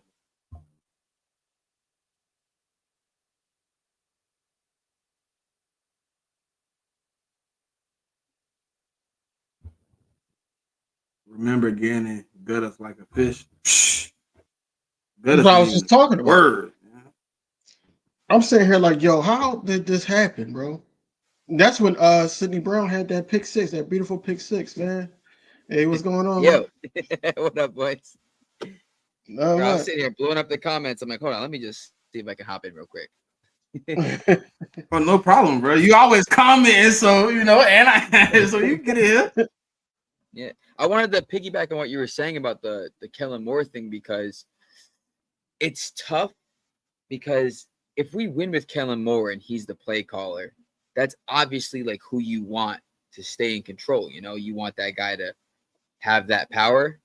But I like Nick as the head coach because, like I said, I think he does bring a certain energy to the locker room because not every coach needs to be the play caller. You know what I mean? Some guys are just there to direct the ship. You know what I mean? And I think Sirianni could do that if he just also lets Kellen Moore do his thing. But the energy that we could have is that, like, the guys don't want to leave. They don't want to get promoted. They're cool because a lot of teams don't really succeed when all their coordinators are constantly getting poached. I can't think of a team that, like, besides the Chiefs, but they're just an anomaly at this point, where the guys the coordinators keep getting poached and they just keep winning. Like they were winning with Bieniemy, he left, but then Spagnuolo came in and was consistent there, and they kept winning with him there. So I hope we keep our guys, but it's a business. So at the end of the day, we don't really know, you know. I think the thing about Kansas City too, they make sure they cultivate a lot of coaches in that room. They bring in a lot of guys that can do a lot of different things. So when one guy leaves, you're like, oh, they're gonna struggle, but then they bring in another guy that kind of does the same. But I'm kind of with Cozy too on the winning part. Like Andy Reid is the cultivator of all that offense. No matter what offensive coordinator is there, he's helping, but he's not calling plays. Me preferably, I think Nick being the head coach, taking all the game time decisions and things of that nature, calling timeouts, challenges, making substitutions, things of that nature. I think he could do that without having to call the offense. I think if Kellen, I think they could bond, bro. Because I got a weird feeling that he's gonna have a high amount of respect for Kellen Moore. He's gonna allow Kellen Moore to do his work. I think that's gonna build a friendship. I think if he can do that and not have to be in control of anything else, not worry about anything else, I think he could do his job well. I think like Fangio, I'm not shaky on. Kellen Moore, I don't know if he wants to be a head coach because he's had opportunities. He's had opportunities and he still went to be an OC. So does he look at himself as a head coach? Because I don't think he ever wanted to leave Dallas, to be honest. I think they kind of forced him out. I think Mike McCarthy was like, look, if I'm gonna get fired, it's gonna be because of me. So I just think I think that's what happened. I think he would have stayed the OC, and then he had a couple. He didn't really take a many head coaching jobs when he left. He took a lot of OC jobs. Yeah. So and the Chargers was a failing. Like, does he really want to? Yeah, they was bad team. Yeah, he wasn't set up for success there. He was not. They didn't have any draft capital, any money. They had aging pieces. It was a hard place to go and win. I think I think Jalen Hurts put out that plea for a little reason. And I think if those guys buy in, I think we're in a good spot. Though. I agree. I think, like I said, Hurts is the guy. Yeah. I just want Nick Sirianni. Just is there any question marks about Hurts? That culture. Coach, like that's what I want. I want him just to be that. I like that. Like he's not doing too much. He's not involving himself. He's just keeping the peace. When there's problems, he's like, "Hey guys, listen, come on, we're flowers. Get watering." Like that whole thing too with the watering of the flowers. He said that, and everyone was like, "That's dumb," but everyone bought into it, and it was just like, all right, he has something because he took that stupid little quote and made it this whole. People are showing up to the tailgates wearing flowers, showing up to the games. You know what I mean? Like it's stuck. Pickett will be elite on the bench. Hey, Mike Tomlin. That's kind of like where I'm at. That's what I was going to say. Like Mike Tomlin, Harbaugh, those guys, you don't really hear them losing coordinators that much, unless they bring in like one of the top guys. Like they brought in what's the DC name? Went to the Giants. The one I wanted, DV. He blitz a lot. What's his name? I can't think of it off the top of my head right now. What are you talking about? You said he blitzed. He was at the Giants last year. Yeah, he was at the Giants last year. Giants DC last year. Wink Martindale. Like other than guys with like names like that, you don't really see them moving guys in and out of Detroit. You don't really see a lot of guys coming in and out of Pittsburgh. They got some type of culture where they're able to keep their dudes there, man, for long term. And I think that's what we need to build with Nick if we can. You know what I'm saying? Build something where people want to come work, they want to stay, and they willing to get their promotion when it comes. But while they locked in, while they here, while they have the opportunity, they want to be here. And that's also a personal thing with some of the guys because it's like Fangio, he's already said like he's not going for a head coach. He's like, I'm happy being the DC, and that's fine. Maybe that can rub off on Kellen where it's maybe because we've seen how many times have we seen an OC go for that head coach job and just fail, and then like their career just kind of spirals out. Frank Reich, he could have stayed with us and we would have been straight, but like he wanted to go that route and it just kept spiraling, and now he's not even in the league. So I think we are in a culture right now in terms of the NFL where it's like, if you're one of these dudes who it's rare for a guy to like have one good year as a coordinator and jump to become a head coach and then just like kill it. Usually it's like they spiral down in like a couple years. So hopefully Kellen sees that and he's like, you know what? Let me stay here and try to win. Let me try to win something first, and then I can build my resume, and then I can see what my next steps are or next move could be. Because like I said, if we win a ring next year, Larry might be like, why would you leave? We're like, why would you could stay and we can keep building. We have everything you want. We have the draft capital and the picks to get more to add. Why what out there is better right now? And that's a great selling point. I mean, to me, right? For Kellen Moore, also you could tell him like, look, your whole starting offense is pretty much locked up till 2026. And the two guys we got to pay are offensive linemen that are just coming into their shoes. I mean, other than that, everybody paid. So you're going to have a consistent lineup that you're used to. You're going to have the same guys in and out of the room every day for the next however long you're here. They're here. You don't have to, I got to go figure out who we bringing in for receiver, who we bringing in for quarterback. No, your quarterback paid. Both of your receivers paid. Dallas Goedert paid. Your offensive line paid. Your running back paid. All you got to do is come in and work. That could be an upside for him. What's up, Philly Mike? It's a huge upside. Like I said, everything. It's like I would say the only other like lucrative is maybe like the Falcons, where like all the offensive guys are young, and you have so much to work with. But like that, we've already seen that franchise, the shit show. So it's like here, it's like, listen, we have a culture of winning.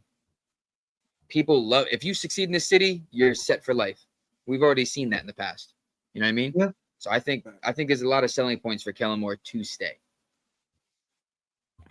Hey, Ready Red, you wrong for that, bro. We're not gonna hate Kellen Moore, bro. He said, I can't wait for y'all to hate Kellen Moore. Ready Red. He said, I can't wait for y'all to hate Kellen Moore. That's wild. Well, one of the things why? I was like, one of the things I like personally about Kellen is, okay. Well, my cousin's a Cowboys fan. He said the same shit. He was like, you guys are going to hate Kellen Moore. But the one thing that I think we will like about Kellen Moore is he comes from Jerry's franchise. And Jerry's franchise is real big on beating up on bad teams. Mm-hmm. So like all those games that we like a couple years ago, we when like even the 2017 season against the Broncos, where we're just destroying teams, putting up a 50 burger on them. We've missed that. It's been a while since we've done that. With Sirianni, it's been like we beat teams and we just take our foot off the gas, coast. But like I don't know about you guys, I kind of miss blowing people out. We were just talking about it last week. We just had a conversation last week about last year. Like we didn't blow any team out. No, the closest game to like really being comfortable was Bucks. But that could be like situations like how Dallas was. For Dolphins too. What we won by 14, right? Mm-hmm. It's more like injuries could come into play. You want to be controlled to the point where in the fourth quarter you resting guys. Mm-hmm. I get it, but if it's in the fourth quarter, you still got your foot on the gas and you already didn't beat the dead horse. Like, come on now, like you got to start sitting guys out. I feel like that's what Dallas was doing. I think that it was just like just keep pouring it on, stat padding a little bit. Make it to the next week. But there was also games where they did sit Dak. What I do like, go ahead. I was gonna say there were games where they were sitting Dak in the fourth quarter because they were putting on those stats, and then it was just like, all right, we can sit Dak now. And that's like, I think he has that, not mindset necessarily, but like he has that mindset to where it's like, all right, this is the bad team. I want to punish them for 3 quarters, and then we'll put our foot on the gas. Whereas Nick has the mindset of like, let's do good in the first half, and then we'll lay off in the second half, and then like start playing if we have to. But we're still not like pulling guys in the fourth quarter with Nick. We're still playing the entire game, or we're going fucking, neck and neck with the Commanders, and Sam Howell's putting up 404 touchdowns on us. And it's like, all right, I miss the days of like, that's a bad team. We should be the Jets game, like, come on, bro. We should be smoking these teams.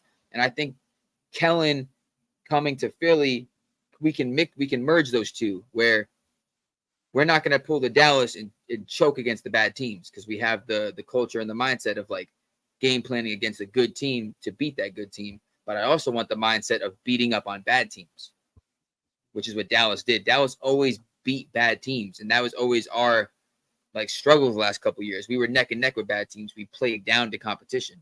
I'm sick of doing that. I want to start destroying teams, bro. I see your point. Definitely see your point. If Kellen Moore was the offensive coordinator last year, we beat the Jets game. Yeah, we probably win a couple more of those games. Yeah, we for sure win that Seahawks game. Yo. If Fangio was our DC last year, we for sure win that Seahawks game.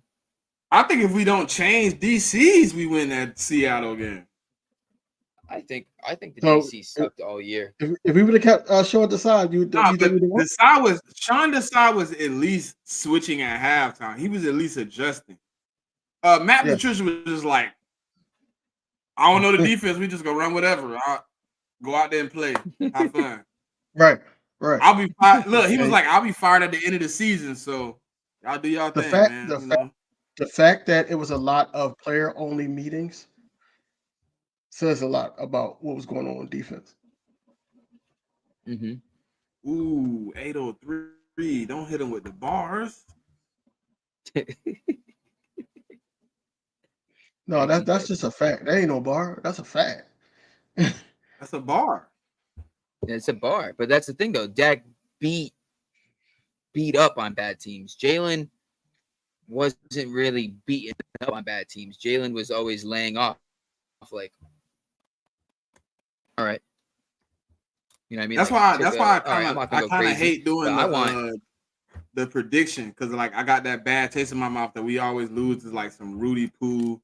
My team is not working good, but we're gonna get a win against Jalen and the Eagles. That's why I said I think it's gonna be that short week for us. I think it's gonna be a short week. That's when we're gonna lose. Against the Commanders? That's a Thursday night game? Yeah, we play the Cowboys Sunday and then the Commanders Thursday, and then we got 10 days rest before the Rams. So yeah, but you starting right there, Cozy. But go back 2 weeks. We played 4 games in 17 days. Including those 2 games. Go back to October 27th. Philadelphia. We played 4 games in like 17 days. We play Sunday. We play the Bengals. The Bengals. On what? The 27th? Uh-huh. Okay. And then we play the Jags the 3rd. So that's normal. Yeah. And then we play. I mean, yeah, that's normal though on a short week. We're playing 3 games in the normal time span and then 1 on a short week. So that's not crazy. And it's the Bengals. It's just the amount of games, I guess. But I feel like that's normal because 17 days is just, well, the 27th, the 3rd.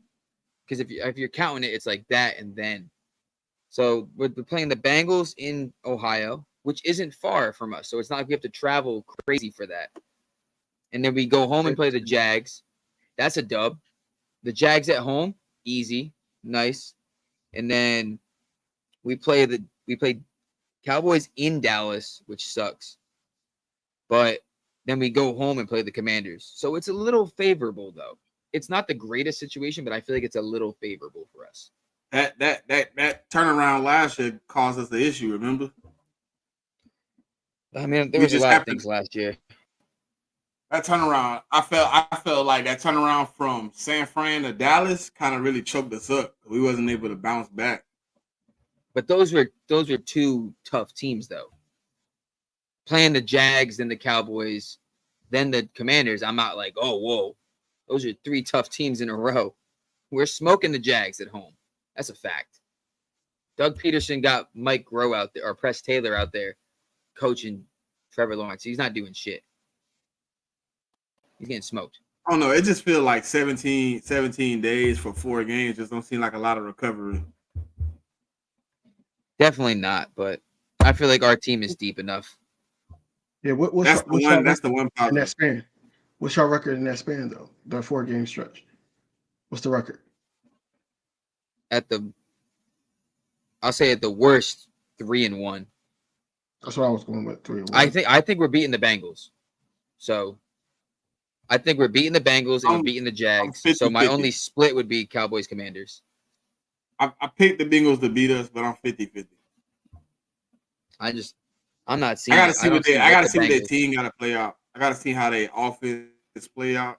They did improve their offensive line. That defense it's probably gonna be a shootout, to be honest. Well, they might not have Higgins.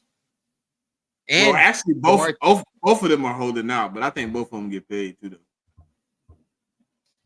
And I don't know if both of them get paid because Jamar Chase and Jefferson are just raising that tax bracket. So, and Higgins, I don't think Higgins isn't going to be like, oh, Yeah, okay, but I'm T. cool Higgins with won't. a lower Higgins amount. wants what?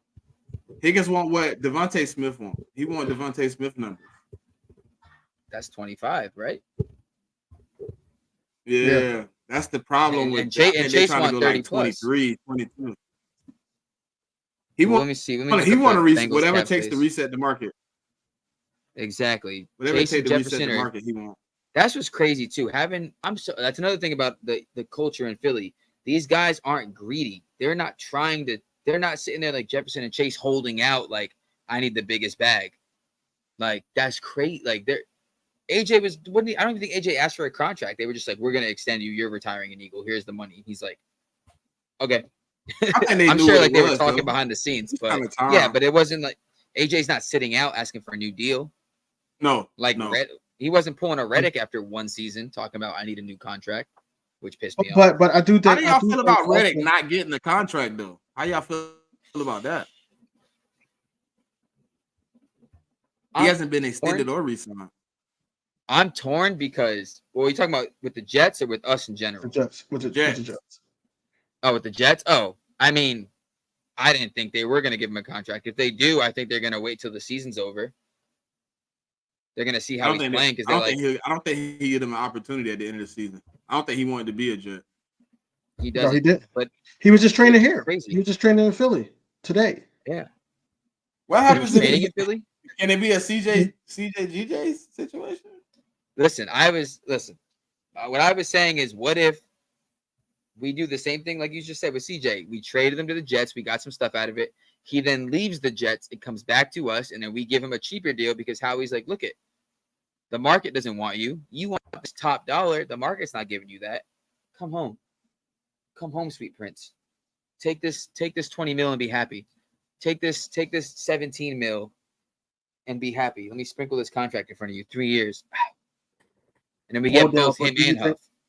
But do you think age and how the outcome of the Jets season goes for him gives him that 20 million? I don't see him getting it, bro. They got 2 young guys that they basically look. Will Anderson, they just drafted him a year ago. He was a rookie last season. The dude that was in front of Bryce Huff, he still got to get paid next year. Like they got 3 or 4 DNs that they have to pay that's 25 or younger. I just don't see where Hassan Reddick working to their money if he's not taking a team-friendly deal. Which is weird that they even took him to begin with. Like that they traded for him. Mm-hmm. I would have kept him, honestly. I would have been like, fuck it. We are rotating. I was just going to be with Cozy. Like, if you wasn't going to get signed over there, you was going to pay for the same money you playing for here, you should just, at that point, just be like, look, I want to be an Eagle. Yeah, just shut up and be like, whatever. Well, I'll play the last season. I played this last season, and I'd have been good, like, giving up on Sweat if that happened. I'd have been good with it. Huff and Reddick? Yeah. But then you had BG. I really like and then I was gonna say though, because I heard. Oh, you guys go. I was like, you say it, and I'll say what I was gonna say. No, go ahead. Oh, I was gonna say because after that, like I said, he had the good first season, and then like after that was like, nah, I need a new contract. Like, bro, you signed a 3-year deal. After one, you're already bitching. I didn't like that. But what I had heard was that, you know how like remember like the mid-season thing when they were talking about like players like not listening to the coaches and stuff like that, and like their own. I heard it was Reddick, the one that was fighting back with what's his name? Not Desai? Patricia, the other. Desai. Yeah, So it was him fighting back with Desai and not wanting to do shit that he was being told to do. He didn't want to drop And, in like, coverage. Yeah, which I agree. I don't want him to drop in coverage. I heard he but, had the it's one of same those- fallout. Listen, you saying that, Cozy, now puts what I heard earlier today in perspective because they said the reason we was so amped to trade him because he had a fallout with Fangio about dropping back in coverage. Yeah, so it's like if he's great on the field for us, but if he is that like locker room cancer type shit, I can see why once again Nick stepping up and being like, listen, you're great on the field, but we're not allowing that here. We're not letting you like Russell Wilson just do what you want in Denver. You know what I mean? Like like you have your own office, you can do whatever you want because you play well. No, like you're gonna do what you're told, and we're gonna work as a unit. It's not just a you thing, it's a we thing. So if that's true, then like good riddance. I love Reddick. I have the jersey. It's all I wore last season. But if he was the problem like that, then I guess he had to go. And I'm okay with that for the betterment of the team. See, this is the thing, right? I heard that, like I said, I heard exactly. I didn't hear he got into it last year, but I did hear he got into it with Fangio, and he had some discussions about not wanting to drop back, which kind of prompted the team to say, "Well, we need you to do that. You can't do it. We'll get somebody else."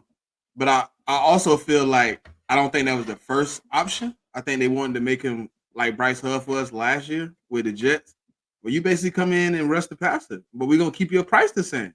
We're not gonna give you more money, but we'll cut you down to a third down rusher. You come in on rushing downs, you rush the passer, we'll leave you at 14. I think he wasn't happy with either one. I think Hassan Reddick wants to be the guy. He wants to put up the stats. He wants the things to be his way at this moment. And it just ain't gonna work like that. You know what I mean? You're in the NFL. If you didn't want to take the pay cut to come to the Philadelphia Eagles, you should have never took it. Let's be honest. You should have just stuck it out and see what you got. You took the hometown discount, then you bitched about it. That's And like the crazy somebody thing is- giving you a free plate of food and then being like, "Hey, can you give me money for that food since you said it was so good?" But Like, just to play, just to play advocate to it. Yeah, he took the hometown discount, but the numbers he put up while he was here. you knew you was doing double digits though, DV. You did it 2 years prior. You knew you was coming here to do double digits. So you should have told them that's off a the fact. rip, I'm not taking nothing less than what I'm worth. And that's the fact. Now we don't know how the pitch went to try to bring him here and when he got here. But what I do know is that like I just said earlier, the dude didn't change a whole rule that now you got to have 3 quarterbacks in the game. That's where the conversation started. He changed that. Yeah. Then he had 16.5 that Yeah. year. Last year he had what, over 10? And Yeah. remember, he didn't even play the first couple games. So that's what I'm saying. His mindset is there, whereas though now, you've seen it in the mannerism, in interviews. He's like, "Yo, I'm gonna just do what the coaches want me to do." This is what he's saying to the reporters. So you already know it was a tension there. So the Eagles organization is always going to choose the Eagles organization over any player. They don't care how good it is. Yeah. At all. Mhm. I think I it was still- I think it was a bad decision on Reddick part. I think he should have I think he would have got paid. I think they wanted to play out a couple guys and see if his spot was necessary. I think looking at what the Eagles did in the offseason with Sweat, not really overpaying for Huff. You know what I'm saying? They had, a first round pick last year, Nolan Smith. They brought back Brandon Graham. I think if he just hold out just for a moment, patiently hold out. I understand you want your bread, but I know Howie enough that if you had played out this season and it worked out in favor, how are we gonna make sure you get paid? Yeah. Yeah. So I was about to say, if you're a player for this organization, Howie will take care of you. Look at the vets. Look at Graham. Look at Cox. Look at Kelsey. Look at Johnson. All these dudes at some point were like, let me take that restructure. I'll push it down the line for you. And Howie's like, listen, you push it down the line for me, you'll get taken care of. And what happened? Kelsey's last, they were like, we'll give you 13 mil, like fully guaranteed. Brandon Graham played a little extra, but he was like, what? They gave him what, like 5.5 fully guaranteed. And then Lane's contract he's restructured so many times, and his is just pushed down the line, but he's still going to get all his money. All these dudes who have like given everything to the franchise, they've been rewarded. And the fact that Reddick was like, this is my hometown team, and he wouldn't do that for the franchise is like, I said, feel like he was playing hardball backstage a little bit more than he put on in the front. Facts. Like I think I also don't like that they he want said him to do that. Want to do what? To drop into coverage, because he's not a drop into coverage guy. He's a rush the quarterback guy. And I feel like I get what they wanted to do for Fangio's defense, but I feel like, he's so good at what he does, you can't switch that. It doesn't make sense really to switch that. Like you could have put him, I don't know, you could have thought of some plays where he's still just running after the quarterback. You could have did something to keep him. And for real, kept him he that held on to Barnett, who was doing nothing for years. I definitely know he would have paid Reddick if Reddick turned out. Bro. Another thing.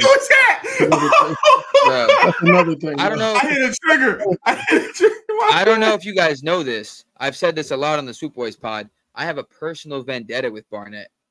That man has more career penalties than sacks. Yeah. Every year when he just stays on the roster, I'm just mad. He gets now he went and balled out with the Texans. He didn't ball out. He didn't ball out. Let's stop you right there. He didn't ball out. He had like one sack, and people were like, "Oh, we got rid of this guy." Meanwhile, he had more than like one. 5 I think sacks. he had like 3, and he got him on like 80 snaps. 3 sacks. He wasn't doing that with us. He was getting injured and hurt and getting fucking rough pass calls with us. Hey Smitty, show what the last view of Barnett. Show that video. The last view of Barnett. Hold on, let me go through this. I think I got it somewhere here. You do got it. It wouldn't be right here, would it? It wouldn't be right here. Free play. A free play for Wilson. Cut it loose. In the pocket. Over the middle. He's got Garrett. And got him. Free play. Front. Free play. A free play. Wow. He's on the ground. Hall of Famer right there. See, that's what I'm talking about. Like people, Philly fans and media have this like obsession with players, with former Eagles players. Like the second a player can suck here his whole career. The second he leaves and makes one play, everyone's like, "Oh, there he is." Look at Sidney Jones. It matters. Like Rasul Douglas gets one pick in eight weeks. Like, oh, we got rid of him. Cannot believe it. Like he wasn't. What are we doing here, guys? What are we doing? And then like a player will like get cut from a team, and they're like, "Oh, he should come back to the Eagles." Yeah, he had 2.5 sacks with them on 83 snaps. Retire the number. Retire the number. But he had 20 tackles though.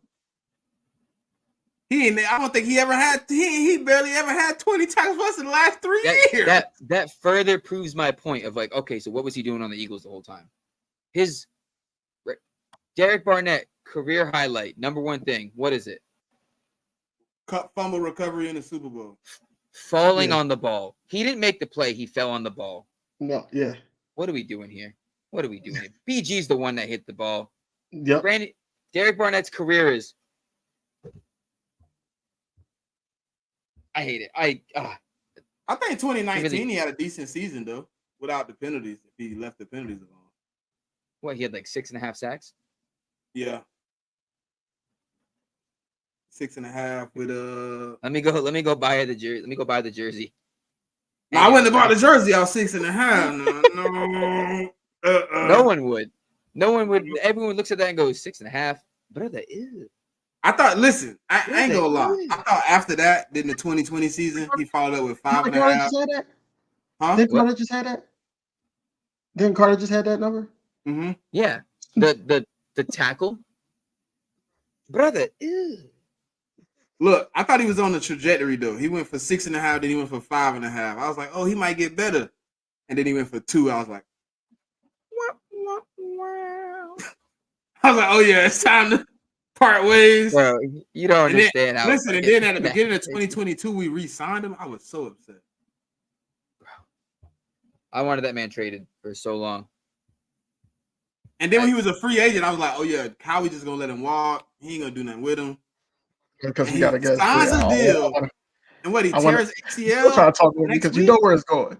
You know where it's going. Hold on, 'cause I but no, gotta for ask. real. Did he tear his ACL Look. like next week after signing that deal? Yeah, he did. He did, and he was out. Watch, But I he's gotta gonna ask become you a free agent in like 2 years. Philly fans are gonna be like, "Do we bring him back? Do we bring him back?" Like Miles Sanders now. Like, should we bring Miles Sanders in as the backup? I've just seen a video about that. Bro, I'm like, Miles nah. Sanders. Miles Sanders was another player who he threw the jersey on, and everyone was like, "Don't look at the flaws. Don't look at the flaws." That man had horrible vision. It's one of the worst visions I've seen in a running back that the Eagles have had in so long. Like, people are blinded. Like, he had won 1,000-yard season. Everyone's like, he's the guy.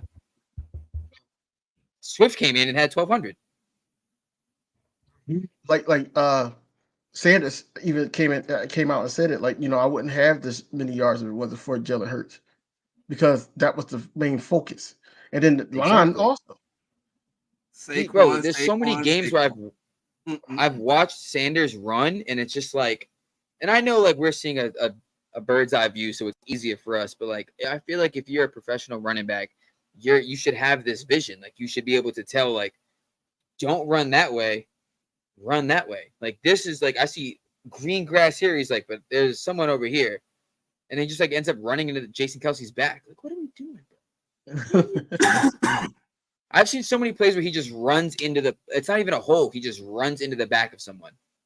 Runs into an O-line's back. Like, what are you, bro?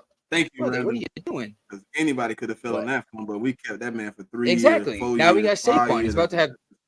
He's about to have 2K yards. So I already placed my bet. Saquon, offensive What he player got? of the year. 3. Well, we had Miles for what? Go ahead, DV. because you trying to talk over me. I gotta ask him this question. Hold on. I'm listening. Wait till he comes back. I gotta ask him this question. Look, I just want to see his point of view. I just need the point of view on. I had to get a water. I'm talking too much. You try to talk over me because he know what I'm about to ask. How do you feel about Bradbury and Avonte Maddox? Let's start there. All right, so Hey, I ain't got nothing to do with this. I'm quiet. all right, so let me start with Maddox. Maddox is the difference between like Barnett and Maddox and Sanders is when Maddox does play and is healthy, he makes a huge impact. Like, he is the slot guy. Like, he makes the plays.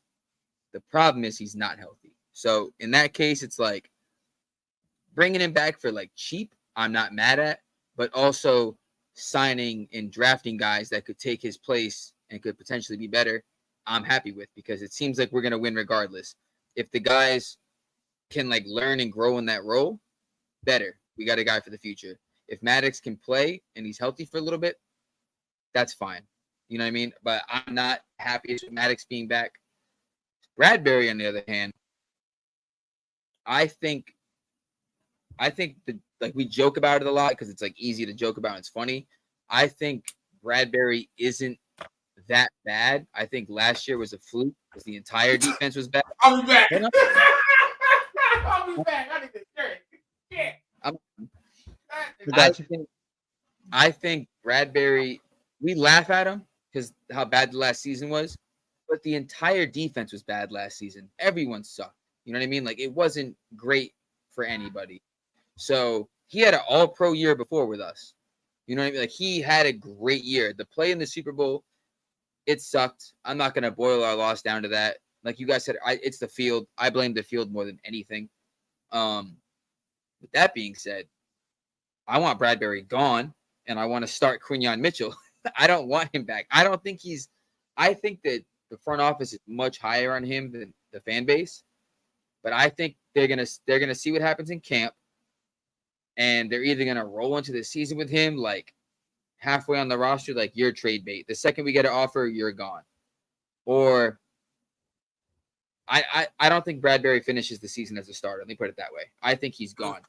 My actual prediction is I just feel like he gets traded to the Vikings for some reason. I just got a gut feeling he's going to the Vikings. So he's saying that he still want him gone. Like you went away Yeah. too. I had to go. I had to. You know what I'm saying? I had to go get another refill. So- You didn't need to drink yet. You need to take a breath. So I need to basically, because he said I don't think Maddox. He said I don't think Bradbury is as bad as we think. so from what I heard that they were just going to be veteran presence, both of these guys in the locker room. They weren't going to start at all. They were just going to be veteran presence, helping the young guys come along. You know, I think that's what it was going to be. Listening to Slay saying that, Bradbury was in a good headspace. Maddox, he's not going to come in and just start because he knows the team and all. This is a whole different ball game. Vic Fangio already said that if the best guy is out there, he's going to be out there playing. He's not going to be here because the longevity and all that. So I get it. Bradbury, to me, benefited a lot from help, which is the Kaiser White, the CJ Gardner-Johnson, the blitz. He's back. And all that. Yes, the blitz, because Sweat was playing out of his mind in 2022. But then I talked to some Giants fans. The Giants fans said it too. They said basically 1 year he's good.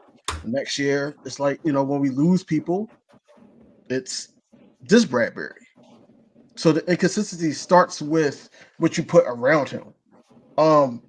And that's just saying something because you got Quinyon Mitchell, that's a game changer. You got Cooper DeJean, that's a game changer. That's here. You got Isaiah Rodgers, that's a game changer. That's what I'm saying. You got too many young guys here that could take that spot.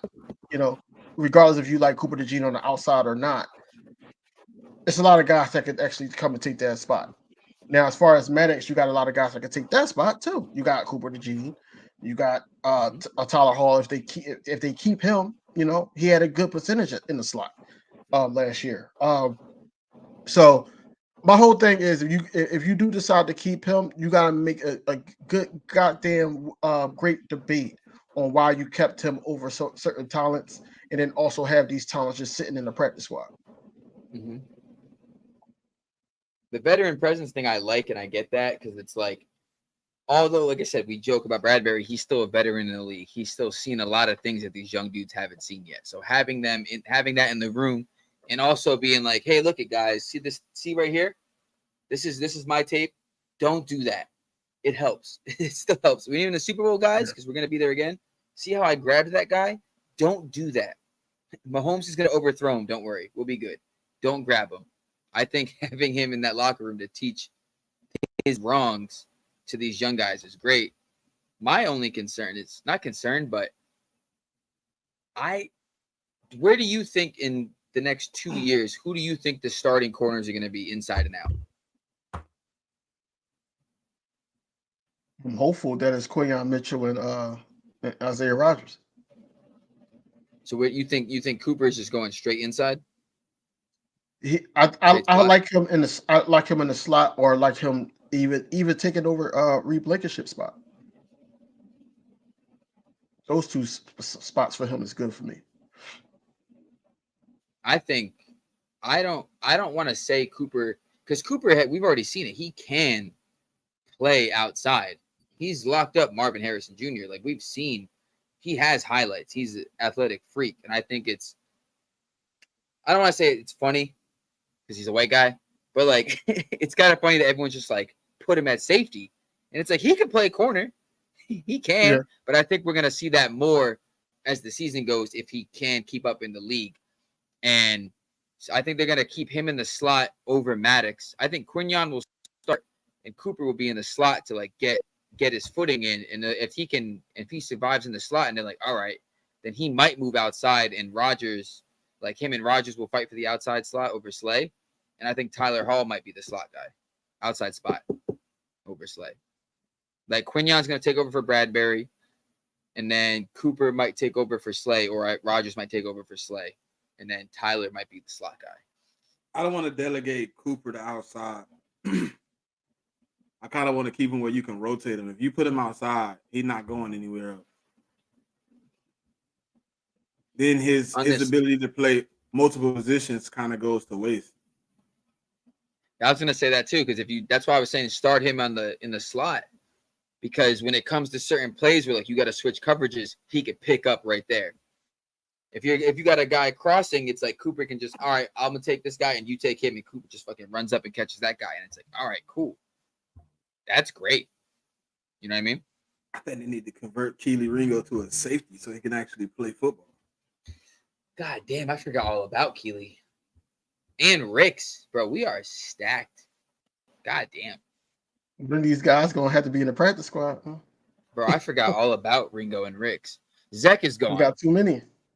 Zach McPherson's gone. He's either special teams or gone. I think he's gone. We got a lot Slay, of DBs. Bradbury, Quignon, Cooper. Mhm. Well, Cooper will just put like in the safety area, but Slay, Bradbury, Quignon, Ringo, Ricks, Hall, Rock. So many. Rodgers. Trade bait. Someone getting traded. Somebody getting traded or cut. Bradbury That getting one traded to day the Vikings. cut is the problem, bro. That one day cut is the issue. They're gonna cut someone and then he's gonna get picked up and just ball out. And Eagles fans are gonna do what they do. Why did we cut him? We can have two elite corners. We're gonna be like, why did we cut that guy? Hey, These Demond guys and are doing Ready great. Reds, y'all still going through it in the comments? Yeah, they Jesus. going through it. They going through it, man. What They are been they going doing? They through it fighting? for a minute. Yeah, they talk about. I guess they ragging each other teams. You know, Eagle versus. Hey, Cowboy. hold on. He said, Perry said Isaiah Rodgers and Quignon got that long speed outside. Pause. I don't "Oh, like that. Big pause on that. What you mean long I wouldn't speed mind outside? Ringo at safety, man. Like the We been all saying the- that though. flies and posts. Once I noticed that he can't like turn quickly, I was like, yeah, he'd be a great safety. In 56 years, y'all haven't caught up. Well, things happened in the last 56 years that made us not catch up. How about free agency, salary cap? Let's just say those two. We can't just go out and get players like y'all did. It's funny, man. But now we got the salary cap genius. So hello. 56 Man. years. Oh. I don't know. A lot of teams haven't caught up. Exactly. It's only Yeah, what I mean, 5 teams that's up in that area, anyways. yeah. What is it? And well, how come in like 30 years you guys haven't done anything else? It's a Yeah, tough league to why win haven't in. you extended the lead? Matter of They fact, brought the it's a salary team that, cap in, and hey, Cozy, it's a team that y'all will never see in the Super Bowl. We seen them in the Super Bowl. They catching y'all pretty fast. It only took them a couple years to catch up. So better Right, you better, yeah, they're- better be careful what you wish for. Because let Yeah, the right. Eagles go on and run like them. Y'all hey, I don't think the Eagles need to run like that. they do. Please, No. yes, they do. Bruh, No, Cozy, look. we be banned. We be banned from the league. Bruh, they- We will be Yeah. I mean, banned. all our accounts will be clapped. Podcast collapse. Can't stop me. Get us You somebody. can't. I won't be stopped. I will not be silenced. I'll be everywhere recreating accounts, burners. I'll be on all sides. You're just gonna see me with this hat and a black Cooper DeJean jersey on the news setting fires. I'm getting the Cooper DeJean jersey. man. I have to. Yeah, Demond, long If we speed. going to run, if we go on like a Why? 3 year Super Bowl run and win all 3 and I'm 5? climbing the pole. I'm climbing the pole, bro. Pause. But I'm Pause. climbing the Big pole. pause, everyone. Big pause. 3 and 5, that would be crazy. 3 and 5. So then we end up with 4. We're second place in the division. Brother, yes. I don't know what I would do. I don't know what I would do for that. I'd be People be unhinged. making those like you said unhinged. They'd be like, man, we keep going on the podcast. All Smitty talking about is having 4 Super Bowls. He don't even talk about what's going on. Hey, I'll go get the replicas and just be sitting up here like this. You said catch Bro, up. I would just have the rings on. I'd be like, so guys, what are we today? What are we gonna talk about? Put them on this hand, put them on this hand. I'm gonna have 8 of them. I'm just gonna be like, which one do you want? Why don't you have more than one? Because history played the way it did. Yeah, man. What do you mean? In 2004, we had a drunk show up to the Super Bowl and blow it for. You damn sure did, man. I hate him for that. Oh my god, I hate that man so bad. I hate him for that. I hate him for that. And then I can't believe it, man. Lost by 3. Unbelievable. then the one in the Fucking field 80s. goal. I don't think we was ready for the one in the 80s, right?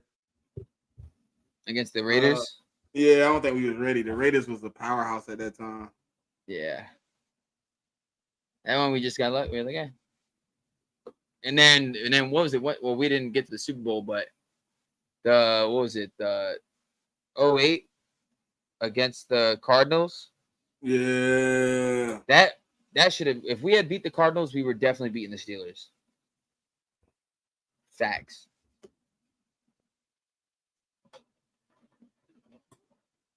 I've seen I'm it. just having fun. they cooking ready. They turned that boy into stir fry. They said he ain't sniffed an AFC opponent in the playoffs in 20. Right. 3 and 5. You You haven't had the guys didn't even opportunity have a to play salary nobody cap.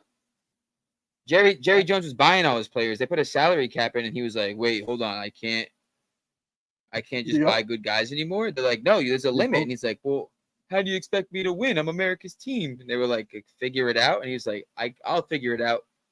The worst part is he never figured it out. Initiated it, right? Wasn't he the one that proposed it?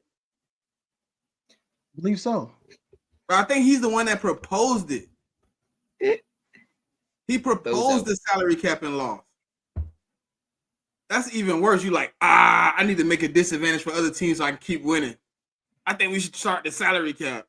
Salary cap happened. You don't win again. That's why he's always mad, and every time you see him in the booth, just until they score, and then he high fiving some random old person. Hey, Ready Red, does that make you feel good that you watched my team participate in more Super Bowls since your last one? Probably since you were alive. I don't know how old you is, but since you've been alive, probably you watched my team participate on Super Bowl Sunday, and you didn't get the opportunity to watch yours yet. 3 times. You watched us 3 times. I definitely know you've seen 2 of them. You know what I'm saying? I definitely know you've seen 2. Well, no, he said he's 56. He saw the 81 too. Oh, he's 56. Didn't he just? He ran down 56. Am I reading the wrong thing? Someone said they're 56. No, somebody said he was talking about us being 56. 56 years and we haven't got the one ring. I read that wrong. I know. I think it's been 56 years since Super Bowl era, ain't it? Oh, all right. Well, we got championships, whatever. Yeah. That's cool. Hey, Cozy, this is what I be killing people with. They be like, "Oh, you've been around since 1933." Hold on, wait. If you want to talk about 1933, can I get my championships too? Or do we want to start from Super Bowl era? Do you want to talk about my whole existence or the Super Bowl era? Yeah, whole existence. We have 4. I look a little better with the whole existence. I got the replicas in my drawer. Oh, Cozy got the championship replicas. Yeah, I'm a replica ring guy.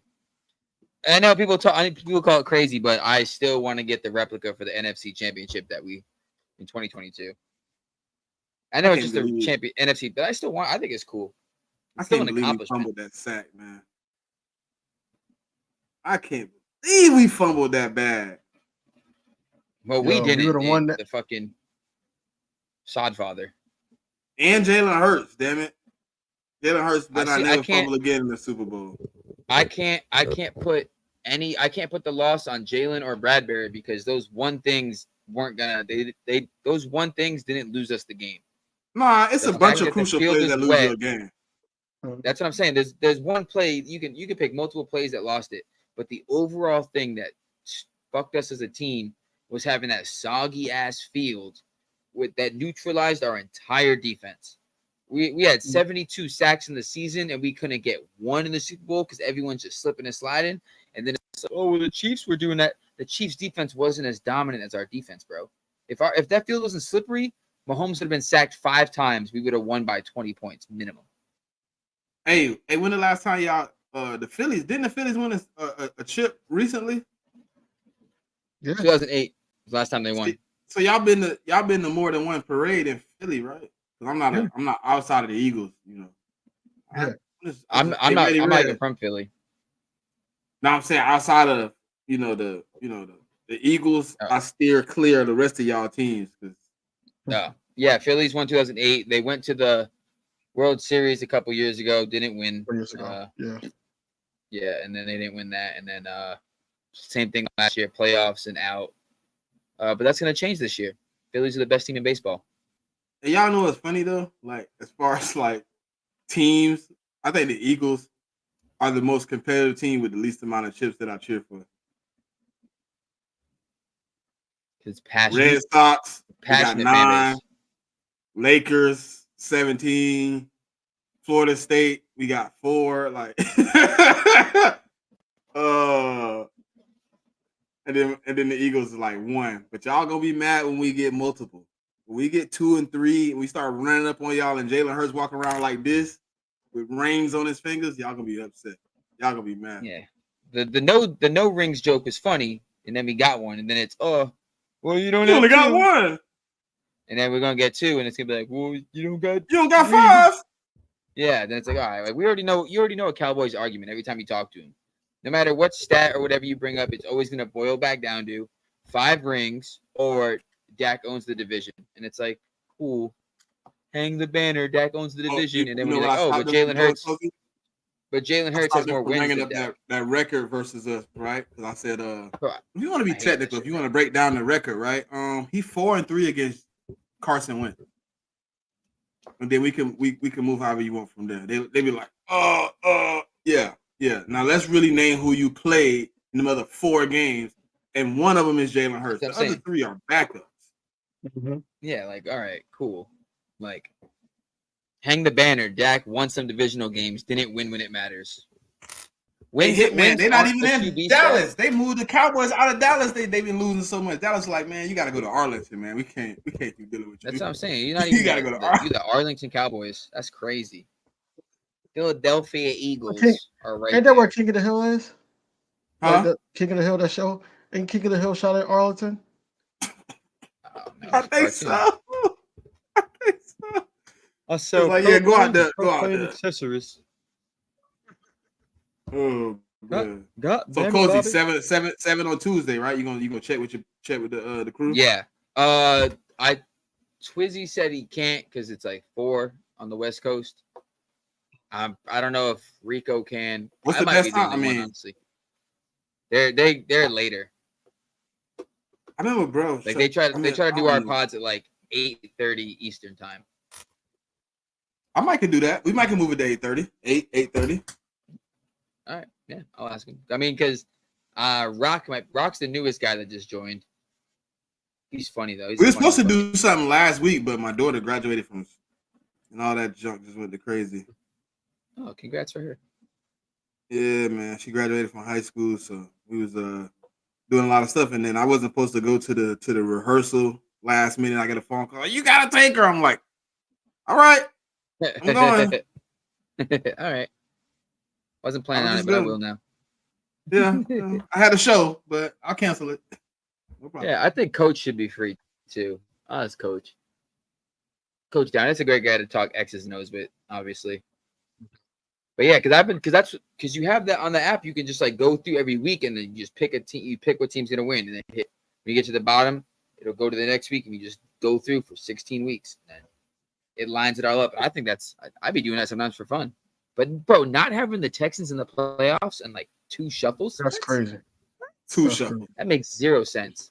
That's And crazy. then the next one where the Eagles with a 7 seed is. But Eagles with the 7 seed is ridiculous. the positive about that 7 seed is everybody below us had this. It was a 4-way tie. Like 4 of us with the same record. That's not a positive. From I'm just saying, like, I think we would have been probably the 5th seed at that point.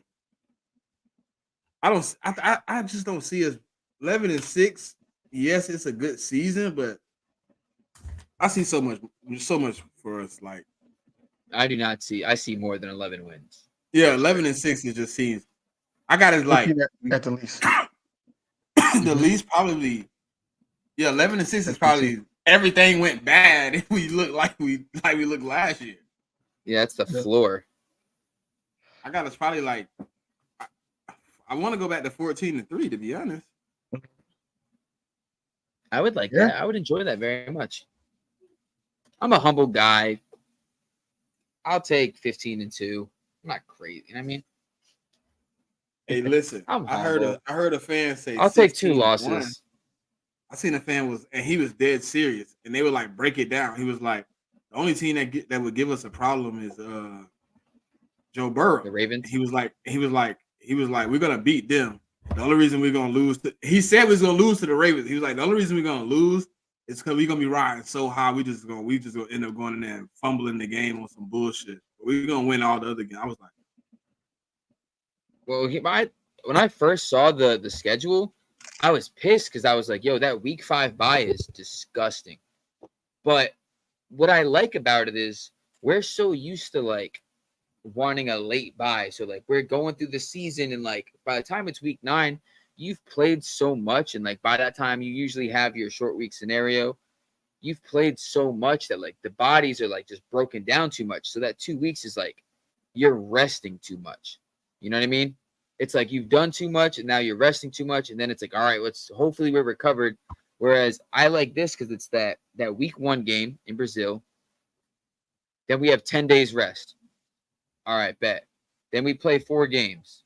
And then we have a bye week. It's like, okay, so now we're starting a run. And now we're more refreshed because now we got some games and got some experience. We get the rest. All right, we're cool. Then we play the Browns coming out of it. And that's a tough team, tough defense. So if we can come out fully rested and beat them, straight, we're good. You know what I mean? I think that I like the 5th week bye.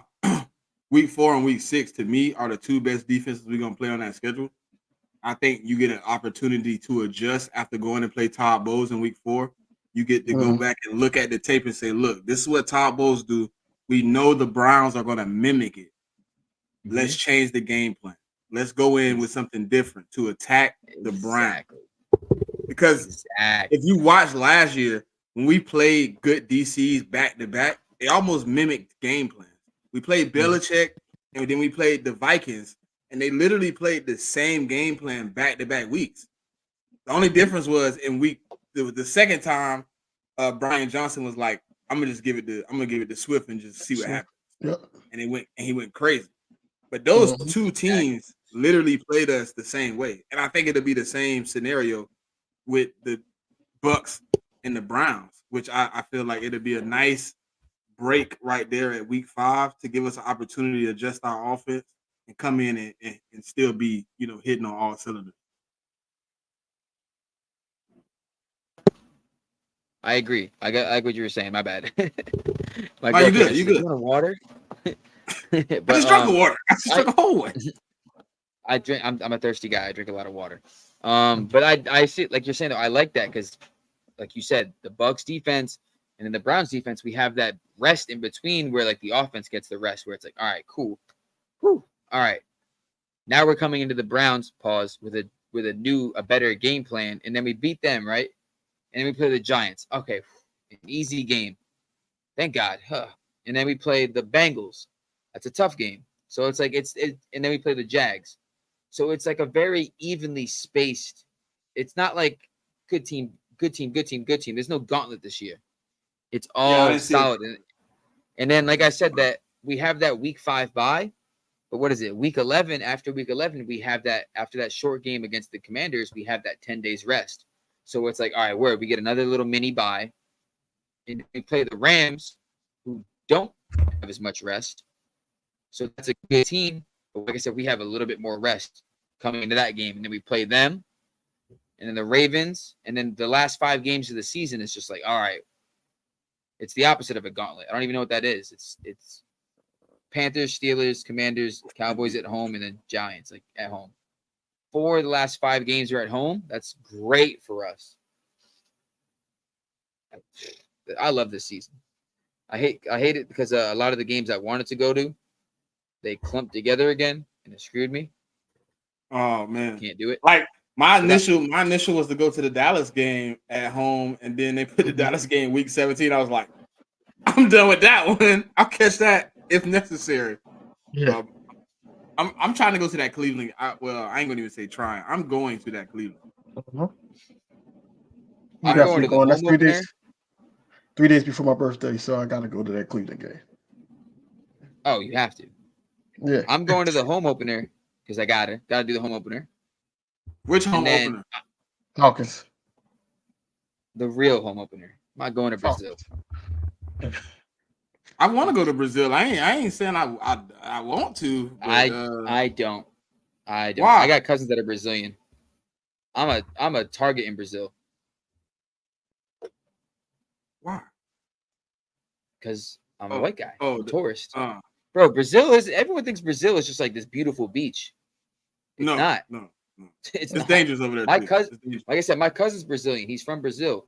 He'll tell you like, oh, if you go with me, we're good. And it's like, okay, well, I'm not going with you. So but like when he went down with my other cousin, he's married to my cousin, but he's my cousin.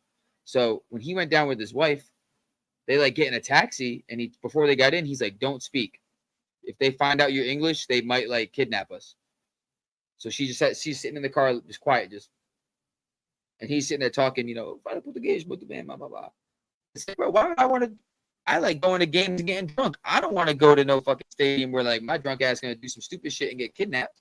Plus, apparently, you can't even wear midnight green down there because it's the other soccer team's color, and Brazilians can't differentiate between a fucking soccer jersey and a football jersey, and now that might be another problem. I don't want to deal with that. I got 3 Kelly Green jerseys in there. I'll pick one. But like, I don't even want to deal with that. Plus, not to mention the stadium they're playing at. My Brazilian soccer team is Galo. They're like black and white. That stadium is the Corinthians Stadium. That's like the Cowboy Stadium for the Eagles. It's Galo's enemy. So I definitely don't want to go there.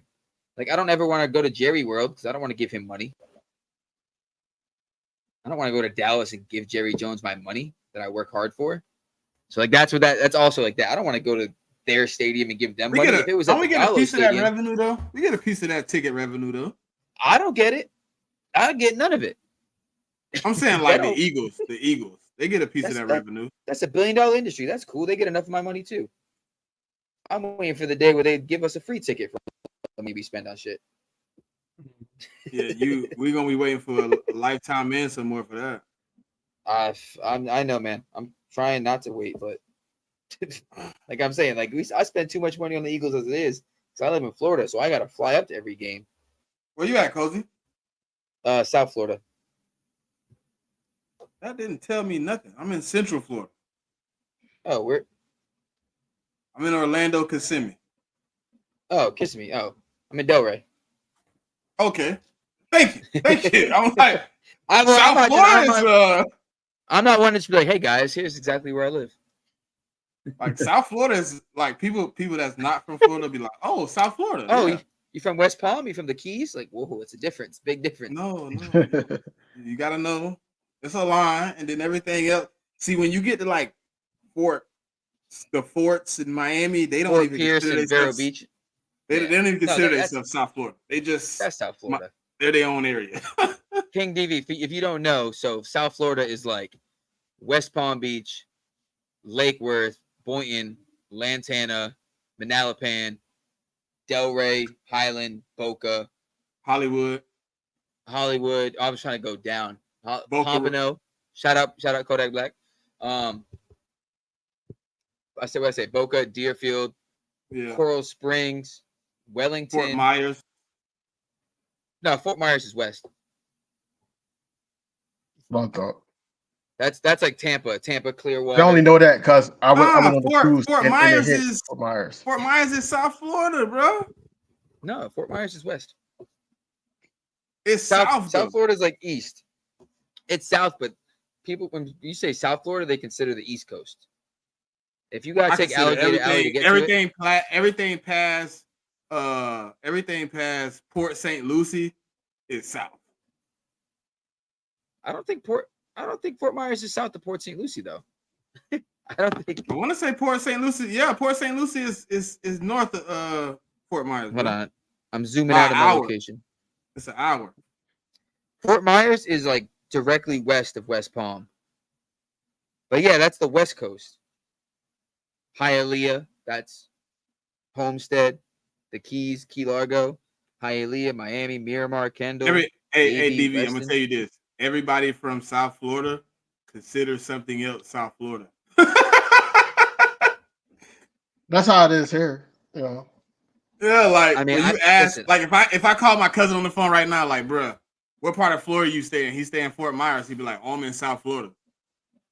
He'll just say it. Like, I've never heard anybody be like, where are you from? South Florida. Oh, we're at Bonita Springs. I'm like, what? Anything you on just the don't West hear, you know Coast, what I've you know always why had you to don't say hear West Bonita Coast. Springs? Because ain't nobody telling you they from Bonita Springs.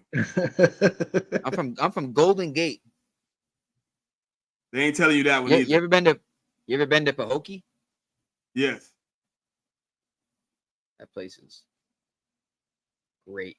They'll tell you they're from Naples before they tell you they're from Bonita Springs. Oh well, yeah, because it's closer. That's like someone from Hialeah being like, "Oh, I'm from Miami." Oh, where at Miami? Oh, little outside Miami is Hialeah. Okay, so you're from Hialeah. Like that's all right. It's not. You know what I mean? It's like people like I'm from Rhode Island, but like people be like, "Oh, where you from?" I'm like Rhode Island. They're like, "Oh, Boston." I'm like, "Yeah." It's not even the same state, but yeah. It's not even You're right. close. Like, what are you doing? Yeah, like Rhode there's a lot Island. of people Rhode down Island here, is they don't know. the place. It's its own state. It's its own thing. It's like this big. But that's what I'm saying. A lot of people down south don't know geography, apparently. So look, I looked it up on Google. They say anything under Naples would be considered South Florida. Naples and down. All right. Well, guess what, my friend? Fort Myers is north. So they got of the me. line from Naples to Fort Lauderdale and then down. Yeah, that's Alligator Alley. That's that road, Alligator Alley. Yeah. So they saying everything from Alligator Alley down is considered South Florida. So they cut out Fort Lauderdale, they cut out Boca, they cut out Delray, they cut out Palm Beach, Jupiter. Come on, bro. They cut out a whole half of the dang South Florida. That's crazy. South Florida is dominated by the Miami metropolitan area and the Everglades. It also contains the Florida Keys. Yeah, the Florida Keys is fire though. I ain't gonna lie. I love the Keys. I plan on going back to the Keys for my birthday. That's what I was going to say. The Saints game is the weekend of my birthday, but I can't go to it. It's also my girl's birthday. We have the same birthday, but I've hijacked our birthdays the last couple of years with Eagles games. So I was like, all right, this year it's your birthday. We're doing what you want. And then the schedule came out and it was the Saints game, and I was just like, I wanted to go to that game, but happy wife, happy life. So I'm gonna go to the Keys instead. Ugh, the worst. You'll be all right. You'll be all right. I'll be all right. I'll be fine. I'm going to the Keys, so it's not like it's. You know what I mean? It's not the worst thing that could happen. To the wifey, if you're watching the show, we advocate for Cozy to go to the Keys. He should be doing everything in the Keys for that weekend. We advocate. So if he somehow said, "Hey, look, man, you see what's inside the net," we didn't say it. Here's gonna be me Sunday in the Keys. Yep. No, Sunday in the Keys. I'll be like this. She gonna be like, "What?" Nah, she gonna hit you one of these, Cozy. No, her scored a touchdown. She gonna hit you with the worst thing. She gonna be like, "Oh, I scheduled us a snorkeling trip Sunday." I ain't doing it. What time? You gonna look? We gonna be back for the game start? Yeah, we'll be back. Next thing you know, you watching it in the middle of the ocean trying to get service. Bro, she already knows. I'm like, the other game I was gonna go to was the Bengals game. Like that one, I've been planning that one for years. Like checking the schedule, like future schedule. When do the Eagles play the Bengals in Cincinnati? Like, all right, good. It's in 3 years. Planning for it because I got family in Ohio that's Bengals fans. So I was gonna link up with them and go to the game and tailgate with them, have a grand old time. And then this year, a week and a half ago, my boy tells me that he's getting married and the wedding's Sunday the 27th. And I was like, it's the day of the game. And I'm like, and I was like, and he's like, yeah, I want you to be my groomsman. No state tax, and we don't pay state tax in Florida, brother. We play tolls. Yeah, no state tax. Yeah, that killed it, bro. I told my girl, I was like, listen, I'm gonna be streaming the phone in my pocket with my headphone. I'm gonna have one headphone in like this. When you said, look, by October you might can grow your hair. You know what I mean? Cut it. You know, right where you can slide that thing. Yeah, just grow it a little bit. Yeah, a couple inches, hide it right in front of that thing. Yeah. Make the little wireless one, just be like. The problem is if something happened crazy, he ain't gonna be able to control himself. Yeah, he gonna be like, they gonna be like, I do. He gonna be like, yeah. Hurts is running. Hurts is running. He's going. He hits the 30, the 20, the 10. Hurts touchdown. I'll be like, mm-hmm. I'm just gonna look dead at my girl. She's gonna look, I'll be like, she's gonna make, oh fuck, someone just scored. Something just happened in the game. She an Eagle fan too? Yeah. I had to convert. She's won because of me. I had to convert. You had to yeah, I had to convert my other half. I had to convert her. Oh, you converted her. I thought you said you had to convert. I was like, no, I had to convert her. She never really liked. Her dad's a Patriots fan, and I was like, nope. When I tell people I'm not a Patriots fan, but my cousin was a Super Bowl MVP for them, they'd be like, "Why are you not a Patriots fan?" I was already a fan of a team. What the hell? He came along a lot later in the rotation of my fandom. It was too late. It was too late. I was in too deep. The claws got me. Matter of fact, he got it against my team. I mean, even worse. Deion Branch is my cousin, by the way. I figured when you said that part, when you said the team part, but look, and I see him like 2008. He brings me like a signed jersey, signed hat. He gave me like a bunch of Patriot stuff, and I turn and give it to my mom. Like, he's like, "You not taking it?" Nothing to do with that. No, shit. Nasty. It's going to mom's or the trash. Pick one. You couldn't get me a McNabb signed jersey. And from what my mom told me, like I guess he told her like it was one of like the actual jerseys. Oh, like the game worn? Yeah, I don't care what it was. I want that shit.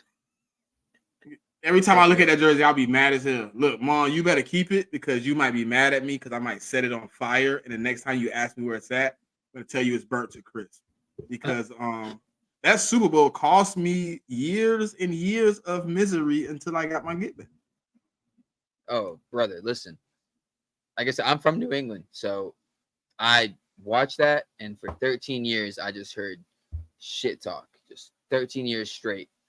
When we won, ooh, I went back up. The first time I went back to my town, I had the sweatshirt, I had the hat, I bought the freaking like the koozie from the store. Every beer I had, I put the beer in it at the bar. I'm like, I was talking the most shit. They every time I walked somewhere, I was singing the song. Everyone hated me, bro. I was like, I don't care. I like I said, I'm getting my get back. This is, ooh. Every time I saw someone, I'm like, hey, did you see the game?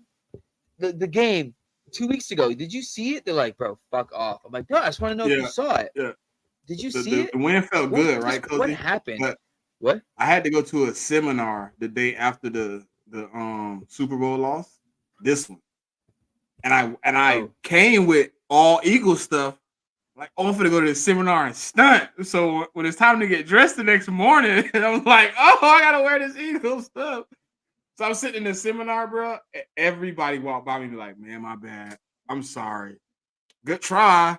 Good fight. And I'm like, bro, I am not over that Super Bowl. And y'all are steady speaking to me. Like, bro, Bro, just leave me alone. the year we won, I was working at Stanley Steamer, and my boy there was an Eagles fan too. So that whole year we're doing good, and the like a month before, I told my manager, or we told him, we were like, "Yo, the Eagles go to the Super Bowl, we're going to the parade." And you know, yeah, sure, they're not getting it. We beat the Falcons. Eagles go to the Super Bowl, we're going to the parade. Yeah, sure they are, blah, blah, blah. We win the NFC Championship game. 2 weeks before, we're sitting there. Yo, if the Eagles win the Super Bowl, we are going to the parade. And like, manager's like, all right, it's not happening. For like 2 weeks, is just roasting us. Oh, you're definitely not. Everyone in the room, you're not beating the Patriots. Fuck that. Tom Brady, the GOAT. No, you're not beating him. You guys already lost once. Booked our tickets. As soon as that ball dropped, the confetti dropped, I fell off my chair. I started crying. Pulled out my phone, booked tickets to Philly. Me and my boy flew out at 4 a.m. We went to the Who bar. you watched the game with? Like my family. I was at my cousin's house. They all Philly fans? No. So they were cheering against you? Dolphins, Cowboys, Texans, Saints, all of them. How many of them was cheering for the Eagles though? None of them were like cheering for the Eagles. My cousin's a Cowboys fan, but like me, that's my dog. So like when the Eagles went to the Super Bowl, he was still like, I'm happy you're happy, because like he was like, fuck the Eagles, but like I want your team to win because I want to see you happy. And I was like, that's respect. That transcends teams. It's family. But none of them were really cheering. They were just kind of like, fuck Tom Brady. Like, we hate Tom Brady. So like if the Eagles win, we're cool with it. But if the Eagles lose, we also don't care because we expect Tom Brady to win anyways. Yeah, I watched the game with the whole room was cheering for Tom. I'm the only Eagle. So the whole game, all I heard was, yeah, y'all ain't getting away with this one. Bro, when we won, I turned around, I looked them all in their eyes. I did not cry. I went to selling out immediately. I said, y'all thought I would go get one? You thought I cried. No, they were so listen.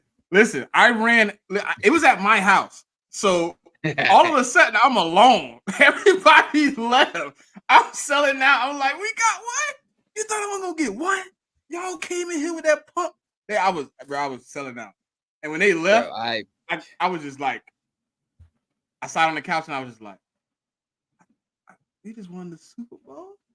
Yeah, I was just like this guy. I was just like Kobe when we won. You cried? We fucking did it. And then I had to mute the TV because I'm in Philadelphia, and so gunshots was going off. People was walking outside with no shirt on, drunk. Now I'm like, this is only how Philly do it. And then everybody went down to Broad Street. Bro, I'm pissed. I couldn't do the Broad Street shit though. Why? You went too early? Flew in. Because I was in Florida, so like I said, I watched it in Florida, and then I booked my tickets at when it ended. I booked my tickets. Me and my boy flew out at 4 a.m. We landed in Philly, still shit-faced drunk off an hour of sleep at like 8 a.m. We land. I turn my phone back on. It's like 17 missed calls, all from my manager. I'm like, hello? He's like, hey, where are you and Greg at? I'm like, we're in Philly. He's like, really? I was like, bro, I've been telling y'all for a month, if the Eagles go to the Super Bowl, we are going to Philly. And he was like, shit. So y'all not coming in? I was like, bro, we're in town for the week for the parade. He's like, all right, I got you. I'll cover for you. Because the big manager was like, they didn't put in PTO. Fuck, like trying to fire us. But my other manager was my boy. He was like, I got you. Don't worry, you're good, bro. We were drunk all week. So how did you make it to Broad Street though? I made it to the parade. Yeah. I thought you meant for the. I thought you meant after. I made it to the parade. Yeah. Okay. It was. You talking about the initial win? Yeah, I wasn't there. I wasn't there at night. I was there for the parade. I wouldn't want to be there at night, bro. That's why I didn't go. I didn't go. Bro, I watched the videos like the next day. I'm like, whoa, okay. Did you go to the parade? I went to the parade, yeah. Bro, how cold were you? I had freezing. Three jackets. I was drunk. I didn't pack.